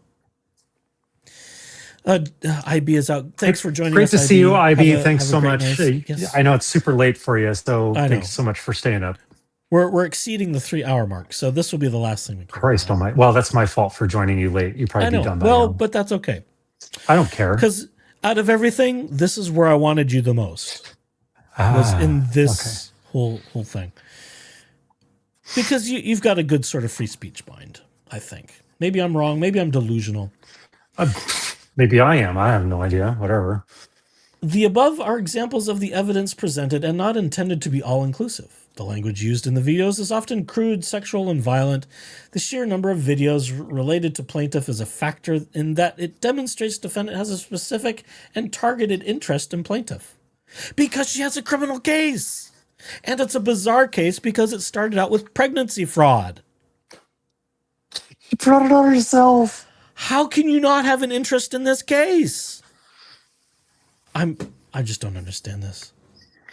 The intense focus alone might not cross the line into harassment if the conduct was only online commentary. However, in the videos presented, defendant refers to plaintiff's specific living arrangement, i.e. the type of housing in which plaintiff resides, because there's body cam footage for her criminal case. Which is public. That's not HeyRob's doing. That's the fucking public record. Jesus Christ. To her appearance at specific horse shows. Oh, wait. Did I skip something? No. To her appearance No. at specific horse shows and to her hospitalization for medical treatment. Where's the evidence of the medical treatment? She's been claiming that since San Francisco. Oh, I couldn't show up to my hearing because I was having like predictable medical surgery that I talked about 3 months prior, that I was going to have a medical emergency and have to have surgery, emergency surgery under anesthesia, but I couldn't tell you what kind. And oh, by the way, I'm just gone. I mean, this was the whole thing. I've covered. I mean, She brought it on herself. It's not HeyRob's fault. That's about as much as saying is that it's every other YouTube commentator out there that's talked about that very same topic. He discusses on multiple occasions attempting to seek plaintiff out when he believes he knows where plaintiff might be, whether at a horse show, in court, or in the hospital. Defendant's behavior might be argued to be online bravado from a keyboard warrior, i.e. a person that makes abusive or aggressive posts from a computer rather than in person in public. However, defendant physically appears at all of the plaintiff's court hearings and has admitted to attending at least one horse show at which plaintiff appeared. The volume of videos, the crude and sexually violent language, and the angry and vulgar comments verbally directed at plaintiff are concerning. Defendant's encouragement to those listening to take steps to locate plaintiff, the fantasizing about ways to see plaintiff in person, including intimately. What? Wait. Huh? Wait, read that again. Okay, let me try this again. I'll slow down slightly. This is hurting my head too much. Defendant's encouragement to those listening to take and I'd blunder it, to take steps to locate plaintiff. The fantasizing about ways to see plaintiff in person, including intimately, and the imagined sexual victimization of plaintiff are beyond what any reasonable person would consider reporting, as defendant argues. That doesn't. No, no. I'm not following it. What are you thinking? Help me. There's the line that just fantasizing about the ways to see plaintiff in person, including intimately. So there's the assertion that in these videos he wants to see her in intimate situations in person. Yeah, can we define intimate or intimately? Sorry, including. Well, intimately? I think that's the pearl clutching going on, because I don't want to use the R word too much here, but I think it's that there's an insinuation in the way that this is worded. It's really so shitty. It's shitty wording. It's great. It's absolutely garbage. But the way that this, and why my brain went hang on just a second, is there's an assertion that he wants to see her in this R-word fantasy jailhouse thing. It's no. I mean, I'm not here to kink shame. Some people may have a thing for that, but there is. But that all happens under consent, and the way that that's showed, the clip that you at least showed me, that was not part of it. It was an ironic statement and comparison. Well, as I recall, what little I was able to, sort of get, because so much has disappeared. Right. The way I interpreted some of that was from I'm trying to think how to word this. From an informative standpoint, because I think there was some commentary about we know there's problems in prisons. Okay. Yes. This is not news. This is not a new thing. This is not some bombshell out of nowhere that, attacks happen in prison. There's problems in prison? No. Yeah. I mean, that was always, we could reference the joke, don't drop the soap. Correct. That is a colloquialism that references what happens in prison. Yes. Why are we pussyfooting around this? I don't understand. I don't get it, because the way that I interpreted the clip that this allegedly is all built upon is it was comparing the way in which that LO would make baseless accusations against people about getting pregnant and faking said pregnancies. Well, and she's accused people of ARPing her, orchestrating her sexual assault. To which her mother said, this must be Diddy's fault or something like that. And then the comparison was to, oh God, that would just be like, wouldn't that just be ironic if this actually happened in reality and she actually got knocked up in prison? I think Jen is helping us here. I think Jen is helping. He was stating the graphic nature of women's prison. LO would not be exempt from that. That's how I took it. Yeah. And I think that's not unreasonable. And, this is not an endorsement that people who are in prison should be assaulted. Yeah. He wasn't endorsing it. Of course not. It was I'm not parody. endorsing it either. Neither am I. We do know of situations. There are stories, there are cases, because some of these things end up going to adding on to people's prison time, of assault of various types, be it sexual assault or physical assault and other violence, riots in prison. We hear about these things. Right. Just because Laura Owens happens to be at a prison doesn't mean she will be excluded from the possibility. Right. And that's what I think needs to be underscored here. No one wants anyone to be attacked. Correct. Or at least I don't want anyone to be attacked. I can't speak for Rob. That's his thing. I don't think and he I wants can't anyone speak to be for him attacked either, but I don't get the sense from him that that's what he desires, is some sort of like jerk off fantasy that he has going to sleep every night. Yeah. What I get was,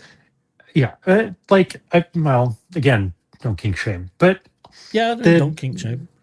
But the absurdity of pointing out that she has made so many accusations against people, high profile or whatever, however you want to phrase that, easy, low hanging fruit, right? And then and it's all been fake and it's all been fabricated, and then suddenly there's the same accusation that happens in the prison system, and it ends up becoming real, actually for reals gets preggers, then that's the thing that I took away from it as more of a, LOL, that would be hilariously ironic that she got a dose of her own fucked up medicine in that respect, and it's not fake this time. Not this sort of please, prison guards, go do the thing. That was not the deal. That wasn't the thing. Calm all the fuck down. But I'm gonna leave it alone because I'm lost. Well, it's just the irony. It's the whole irony of the thing. That's how I interpreted what Rob put out, at least from what I saw from you. And he's never called her Cudazy. That's me and Lauren. I don't think it's just to Lauren, and maybe that's David Gingras' gripe against calling Lauren. God, when you have the two L's together. David's calling Lauren names all the time, including a criminal and a bunch of other stuff that's just terrible. If anyone deserves injunctions, I mean, come on. What's good for the goose better be good for the gander, I think is the phrase. Let's see. Defendant argues that LaFaro v. Cahill supports his position that his conduct is not directed at plaintiff, but that case is distinguishable from the instant case. First, LaFaro v. Cahill involved political speech, which this case does not.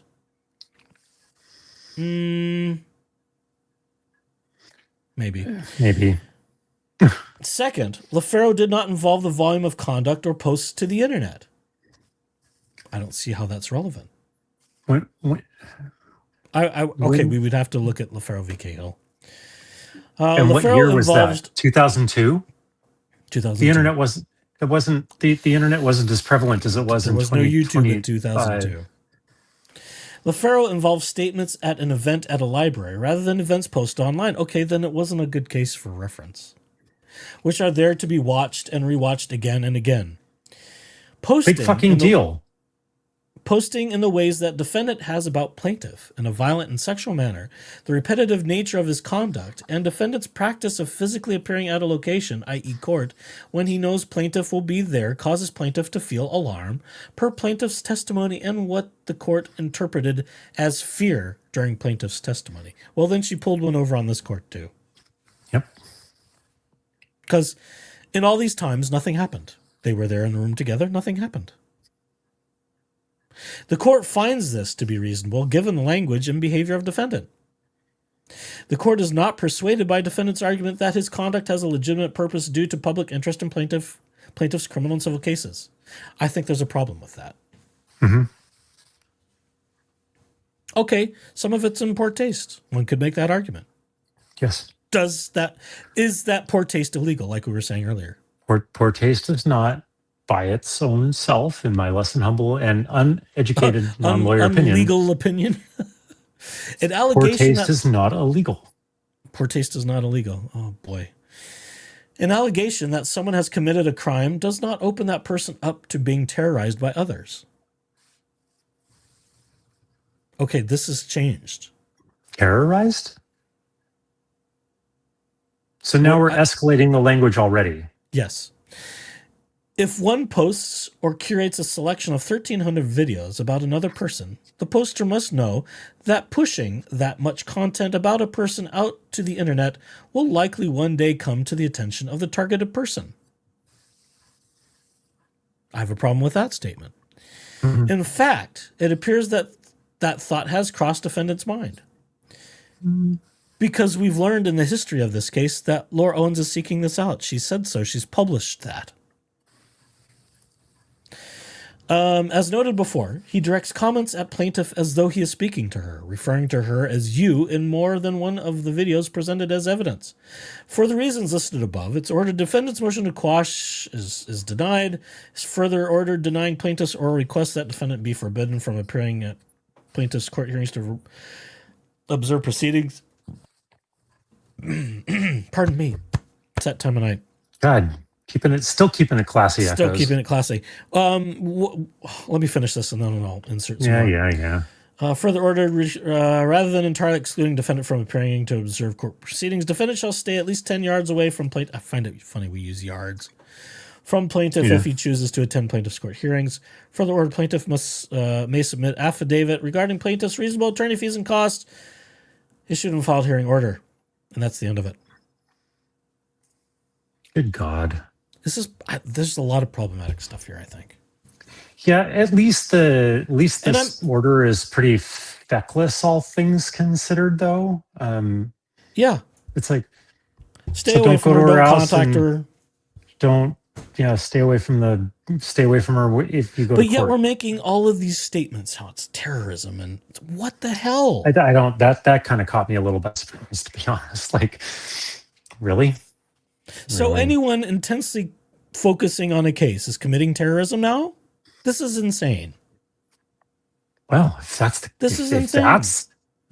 the definition of it, then I got a few things I need to list in a terrorism case. Yeah. And of course, what happened, I'm not going to pull it up. This has gone far too long as it is. Maybe we'll talk about Dingus's stuff because, of course, to submit attorney fees and costs, he has to take up, 5 or 7 pages. And then he starts inserting a bunch of crap that didn't need to be there too. Of course. And gloating about his history. Are there more rhetorical questions? There could be. I can't remember. Filling up and blathering on to get charged by the word. I might even have it somewhere, but I don't want to go through it now. We're at 323. Yeah. No. This is giving me a headache because there's a lot of problems here. And I'm troubled, if not shocked, that Rob's legal counsel didn't fight a little harder. It is a little peculiar. I think I would have expected a little more, because the original seemed to be pretty strident language from his counsel, and this was just totally absent, apparently. Yes. That's kind of so we question her. I mean, maybe the whole tactic was, okay, let's not make this a big deal. Let's poke holes in her credibility and call it a day. Rather than mount a full-fledged frontal defense, which you're going to have to do with her. That's how all of these have. I mean, if we go back and look at the paternity case, that was a full frontal defense of assault. I mean assault in the legal way and not the not legal way. Yes. Yeah. Full-on defense. Yes. There we go. Is about the best sports reference I'm ever going to come up with. Sports ball. That's cute. Okay. I know. And that's cost Clayton over $150,000 for that kind of defense. And it was a very short hearing. It was 2 hours, well, slightly less with the timeouts. And it took all of that and all of the pre-motion practice or pre-trial, all the back and forth between Dingus and Woodnick Law and all of that. And then all the appeals. So we're sitting at like $230,000 at the end right now or something like that. That's what it took. Was 6 figures to fight this. From a paternity standpoint. Fighting it from a, well, I'm a shock jock. I'm saying things that are outrageous and wild. It's not my style. Yeah. But Other than your invited judge guests that. apparently I can't judge people for wanting to take that approach because I think there are some First Amendment issues here. And while he's not restrained by the injunction per se, the statements alone by the commissioner, I think, raise those issues. And I think they raise to the level of being appealable issues. Even though he's not restrained. It would seem so. Or at least not very restrained. There's no speech restraint. I mean, after all of that verbiage, are you not surprised there's not some sort of language restraint? I mean, I don't think there was. Which would be in a the very end, big appealable issue. It would, but throughout all of that audio and then reading through that decision, there's really no grounds to say that you can't say, like, because it all comes down to, like, don't say something naughty or don't say something mean about me. Like, I just don't, like,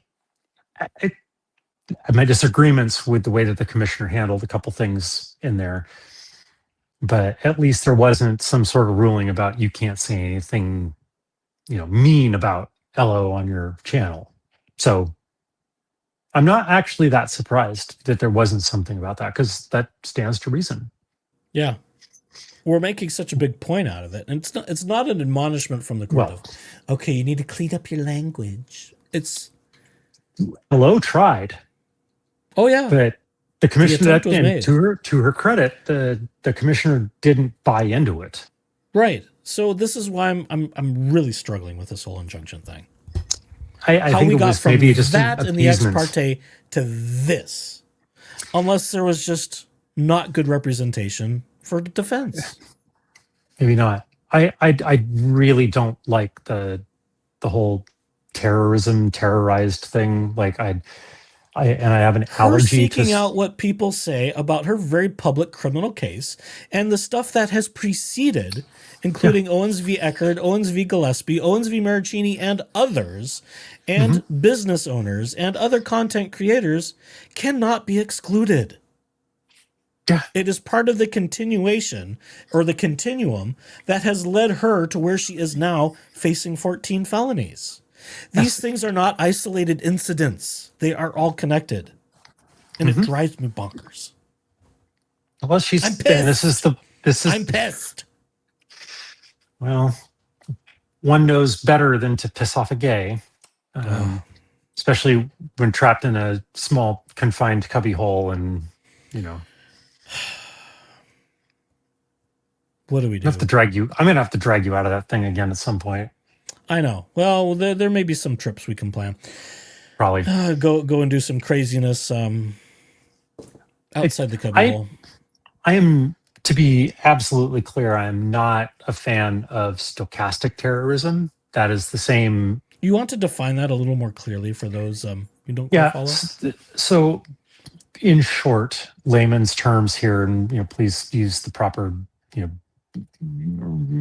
dictionary.com or whatever. But basically, that is someone who is inciting terrorism on their behalf, but there allows some plausible deniability that you didn't do it. So, like, if I said, "Hey, can I use the Proud Boys? Is that an okay thing to do?" I don't know. Do they exist anymore? Or are they just ICE agents? Oh, never mind. Oh. Well, okay. You escalated that one. That's not my fault, for the record. So if I were to say, accusations made. yeah. So if I were to say, hey, hey, Proud Boys, you may want to pay attention to something going on in, say, Chicago or Minneapolis, but that's just pay attention to what's going on there. But I'm not saying something like Proud Boys go do a thing. I'm just saying, hey, you might want to go look over there. That is the example of what stochastic terrorism is I am not directly saying go do a thing, but I'm insinuating a scenario in which you should go and do an act of terrorism against a body politic of some kind. Interesting. Yep. I'm not sure I've heard that phrase necessarily before. It's something that's come up in the political discourse, particularly when it came to dog whistling. Yes, dog whistling. Yes, it is. It is very, very, very related to that, and it's kind of this. I think there's a kind of a special class, like because it's like the stochastic terrorism term is a specific thing, so it's like kind of doing that on your behalf, but like the person who's kind of instigating that has enough plausible deniability to say like, oh, well, I didn't say that they should go raid the Capitol or that they should go and murder people on the, citizens on the street. So they have that supposed, buffer between them, even though damn well that they knew that the source of that was from said individual. But I'll let you draw your own conclusions on the analogies there. There's many. Yeah. There's many. And again, just to continually reiterate disclaimers, don't contact anybody we discuss. Don't contact their legal counsel. If you do, you invite a lot of snark in your direction. Don't impersonate them. Don't surveil them. Don't do any of those things. Not Jeep Zaddy versions of snark, okay? That's not the kind that you want directed to you. Let the law take its natural course. But should you happen to be in areas of public places where anyone can be observed and you see things that may be of interest, the public place is the public place. And people do not have an expectation of privacy in public. That's correct. That is something that can be fought, I think, in just about any court regardless. Notes about who was where, it's fine. Yeah. That's just observations. Yeah, and sometimes observations of people violating their bond end up being relevant to criminal court cases. Goodness, how would that be possible? How would that be possible? How would that be possible? And then when criminal defendants pick up more charges and violate their bond, boy, does that cause a whole lot of extra problems for them. Goodness, doesn't it though? You don't need to spend very long watching the law tubes to figure that one out. Hey, but I'm no lawyer, so what do I know? I'm no lawyer either. I'm just a queer that likes to go off-roading. I'm just a blowhard. We got a spit take. Oh my God, I almost about choked on my bourbon. I should have stopped at blowhard. That would have been funny. Maybe. Oh well, I can't even stumble over the good jokes when they're accidental. But aren't you though? Yeah, maybe. Oh, okay. I can't claim to be, a mile high clubber, but. Yeah, me either. Despite my flirting with certain airline flight attendants, but that's obviously led nowhere. But I mean, what are you going to do? Go hide in the lav? Ew. Yeah. I don't know. Okay, maybe I shouldn't kink shame there either. I don't know. That could be a thing. Yeah, don't. Yeah. What, the little blankets they give you on certain flights? Oh, come on. Can we not have a little class, please, where we do things? Yeah, we do it in first class. Okay. That's how we have class. I'm a romantic. I have certain requirements for my adult enjoyment. And it's not places like bathrooms and lavatories and airplanes. Am I revealing too much here? I'm not late hour. Why not? I'm not going to romance shame either, and neither will I admit or deny to anything. You do you. Sometimes opportunities present themselves, and the convenience of a well-made bed is not exactly available at that time. Yeah, I know. So some people just can't delay their gratification needs, I suppose is the best way I could put it. opportunity strikes when it does. For those who are seeking such. As long as it's effectively consensual in all the legal ways, that's all that really matters, I suppose. Exactly. Ikimbo says, and I hit on this a little bit earlier, he's effectively barred from hearings. How can you guarantee staying 30 feet in a courtroom? Exactly. And I was talking earlier about, if I recall correctly, I think Rob said he had a disability, and so he sits in a specific spot, which, if I'm not mistaken, tends to be closer to aisle access. Because if you have some disability or physical limitation, perhaps, I don't know what his situation is. I'm not going to pretend to know. If there are certain spots where he needs to be able to access for physical comfort and those sorts of accommodations, this is problematic. How are they going to accommodate that, especially in a small courtroom? I don't know. Yeah. Again, because I don't practice in law, I don't know the ins and outs and the final results of all this, but I think there's appealable issues here. I really do. And I'm disappointed they didn't try harder in the first go around to just put up the walls and say, not today. Oh, no, girl, not today. No, not today. Speak to the hand, girl.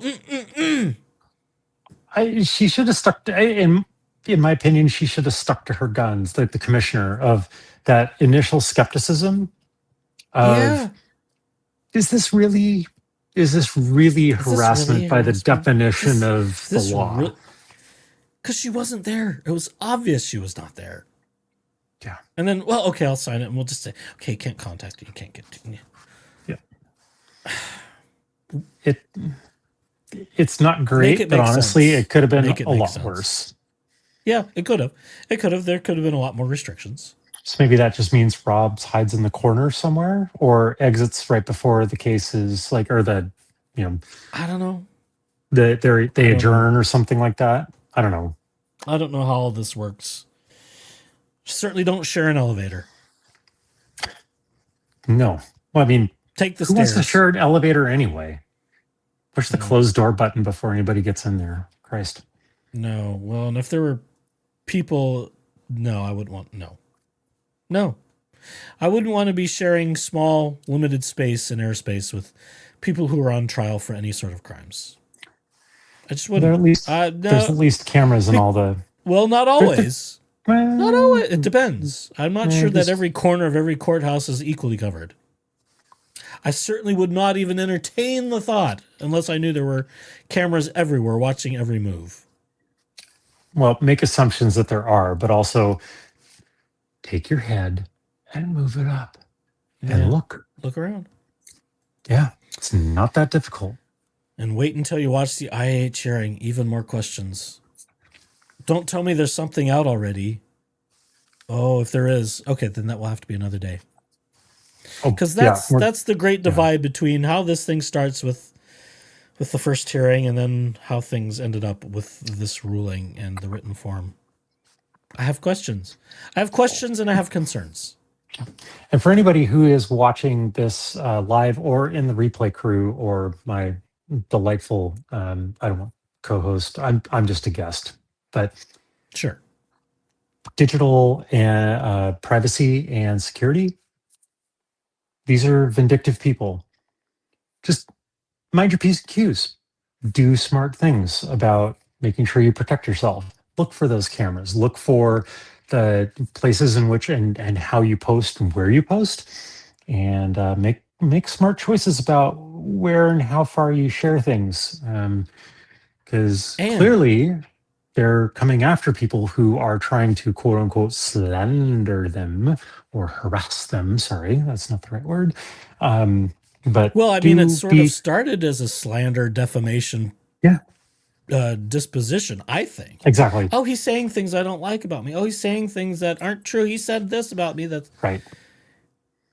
And that was something that other people were catching at the first part of this. Like, really, she's trying to make a defamation case in an injunction harassment case. Yeah, it's a weird conflation, which I think the commissioner was sitting on too.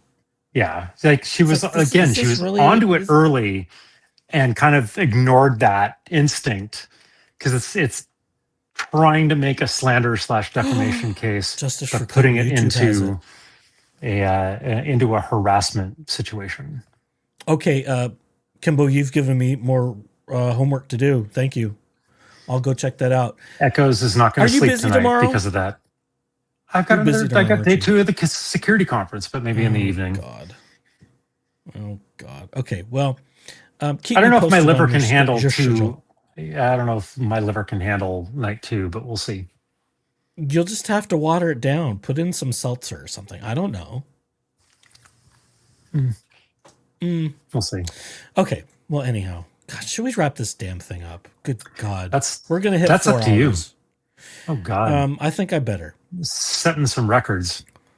So yes, so we've covered a lot tonight. I don't want to rehash. We don't need to recap. Go back and watch. You can even watch it at 2x speed. I mean, I'll probably sound like a chipmunk, but that's true to form in real life That anyhow. would be hilarious. So, and again, thanks to all of you new subscribers. Thanks for reaching the 1K mark. You're lovely. You're wonderful people. Those of you who like to comment, I know there's plenty of lurkers out there. I know there's even more people watching who have not hit the subscription button. So certainly hit the like and subscribe. I don't have The subscribe is free. It's free to you. It's a free click. button push. And who That's doesn't all it like is. who doesn't like pushing buttons? It's where we live in society. Oh, I was going to add one thing to your little security thing. And always remember, were you? if you are part of American civilized society, you have a recording studio in your pocket. It has That a you camera. do. It has a microphone. And if you're one of these, high-end users who have expensive things like top-of-the-line iPhones, you can do it in, what is it? Is it at 8K yet? It's at least 4K. Not quite, but 4K. 4K video. Remember, you have resources in the palm of your hand and in your pocket. Should you ever need them, should there not be security cameras? I have to remind myself of that a lot. Yes, and do your research around consent as far as recordings. So, like certain states are two-party consent, so you can use those recordings for your own memory. Non-legal opinion, you can use those for your own memory and recollection of the conversations. That recording itself is not admissible in court, so just keep that in mind. Because if you try and introduce that without the consent, your case is potentially at risk of getting thrown out. But I think I will add a little more to that. Go for it. Like recordings made in public settings would not necessarily apply because we see video used without consent from Ring cameras and other devices in court cases all the time. Correct. Even in two-party consent states. Ring cameras are junk, and they get something support, better. Yeah, got it. Yeah, they support fascism, spyware, things like that. It's all get rid of it. Get rid of your Alexa devices. Get rid of your Ring cameras. It's all just it's no bueno. I don't have my tinfoil hat here today, so don't go too far. Let's not go down another rabbit hole. I've got plenty, especially coming out of a security conference. Oh, I don't doubt it. Please take my word for it. Just fucking get rid of Ring and Alexa. It's not no. We are not supporting any sort of corporate anything here with electronic devices that may or may not be listening to your lives. I'm not making any claims to know anything, but just for disclaimer purposes. I feel like covering my ass today for some reason. As one is wont to do when people get frivolously and vexatiously litigious. Because who's next? Will it stop here? I doubt it. I doubt it. The surveillance state is pretty bad. Flock cameras are terrible. Look, I understand that there's a lot of perks and things to smart speakers and smart, home devices and that sort of thing. It's worth checking in on what you're actually giving permission for these companies to do, and the data and camera footage and where that actually goes. Ring and Alexa are particularly terrible about that, and they're trying to couch it in like, oh, I found your dog. Like, aren't you so glad that you have your family beloved pet? It's emotional porn. It's emotional things people, to try and pull you Alexa into that. saved their mom's life. Yes, and Great. There are things like this app, like this Apple Watch, can also save your mom's life as well, because it can detect a fall. It can also detect irregular heart rhythms. It can dial 911 or emergency services right from the wrist. Home pods are also capable of detecting. If your smoke alarms go off, it will absolutely, because it's happened before, it will notify that there is some kind of alarm in the home that sounds like a smoke alarm, and you can take action quicker. So there are alternatives. Please do your research out there and make sure that it is a privacy-centric thing so that you're not unwittingly or unknowingly giving over way too much information to untrustworthy private and or government entities. Wow. We need an internet security company sponsoring this whole thing. Sure Can do. you work on that? Yeah, Work on that, will I'll you? go ahead Yeah. and in my spare time when I'm not here, When you're not here. Exactly. making snarking comments on your stream. Exactly. That's right. Yeah, and all the spare time that I have, I'll just go ahead and get right on that. Be great. Very good. That's actually the entropy part of my name. It's actually a play on security words. Look it up. Okay, let's call this thing. I'm going to pull the plug now because I've had enough of this. We've gotten out the latest. I've got to go watch a JSC YouTube now and go see what the hearing sounds like for the next hour before I go to bed, and probably be more outraged and needing to talk about this craziness more tomorrow or whenever, because this is the saga that never ends. I need to come up with other words for that one. The saga, it doesn't rhyme like the song that never ends from Lamb Chop. We got to come. Yeah, well, a little there's more something kitschy to work on there. Yeah, for sure. Something to workshop. Yes. Oh my goodness.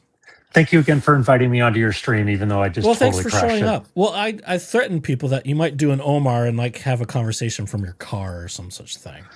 Because Omar does that. He'll hop into someone's studio and you can hear the road noise and it's like, the phone sound from the car. I'm like, I was driving the Omar's Jeep. just showing off. I was driving the Jeep on today, stream so I anyway. could have potentially been like Jeep Daddy from the Jeep, but I decided to, I don't know, be a little more respectful. He's not to usually your on audience. video. He's responsible that way, but he might have been once or twice that I saw, and it's like from the cup holder phone view or something. Yeah, You're a little more sophisticated than that, but that's okay because you've got all these mounting devices. I do. His Jeep looks like MacGyver. It's just stuff everywhere. Oh, he has a Jeep? No, you. If Omar My has a Jeep. Jeep, that would be funny. That would. I thought you like saying that his had. No, if he does, I don't know any. No, Jeeps. I have no idea. I've got quite the setup. Yeah. That's how I'm able You to do. at least like have my GoPro mounted where I do, so that I can bring you some of these ride with me videos that I have posted onto my my YouTube channel. Yes, Go follow I him, need to get everybody. some more. Off-road entropy. I need to go put some more on there. I know that. Calm down. I've got my own shit that I'm doing, but and other legal things that maybe will be another topic for Echo's entertainment. But yes. All right, everybody. That's enough. That's more than enough. It is Enough more than is as enough. good as this feast in this case. So, in good old-fashioned form, because I need a palate cleanser and I haven't played anything in a while, we're going to do something from the musical days. So, to play you out as you have the rest of your evening and a wonderful weekend, we hope, till we're here all over again to talk about more stuff. Here is a blast from the past.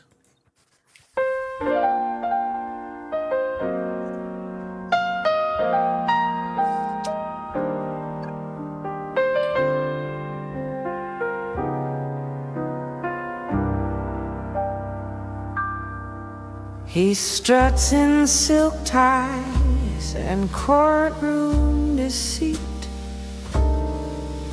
with a grin that don't blink when he lies through his teeth.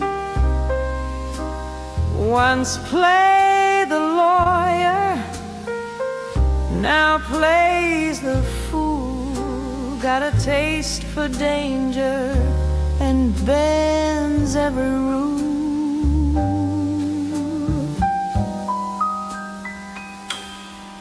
He took Laura's hand, said, "I'll make you a queen." But they danced through indictments behind the legal machine. A felon's man's affection, a scandalous vow, their headlines in motion. Just look at them now. Oh, Daddy, you taught me to twist and deny, to smile while the truth just passes me by. I learned from the best, your ethics are foul. Look at me, Daddy, I'm a real criminal now.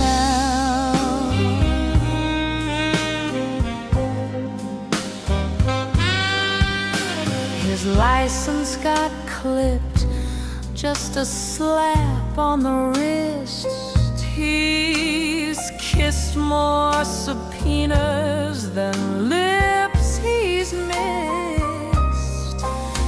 He cries free speech while the courtroom burns, but justice keeps count and karma returns. You said, don't worry, sweetheart, they never catch up. Now I sip lies like gin from a tarnished cup. Oh, Daddy, you taught me to twist and deny, to laugh while the innocent wave us goodbye. You made me your mirror, ain't you so proud? Look at me, Daddy, I'm a real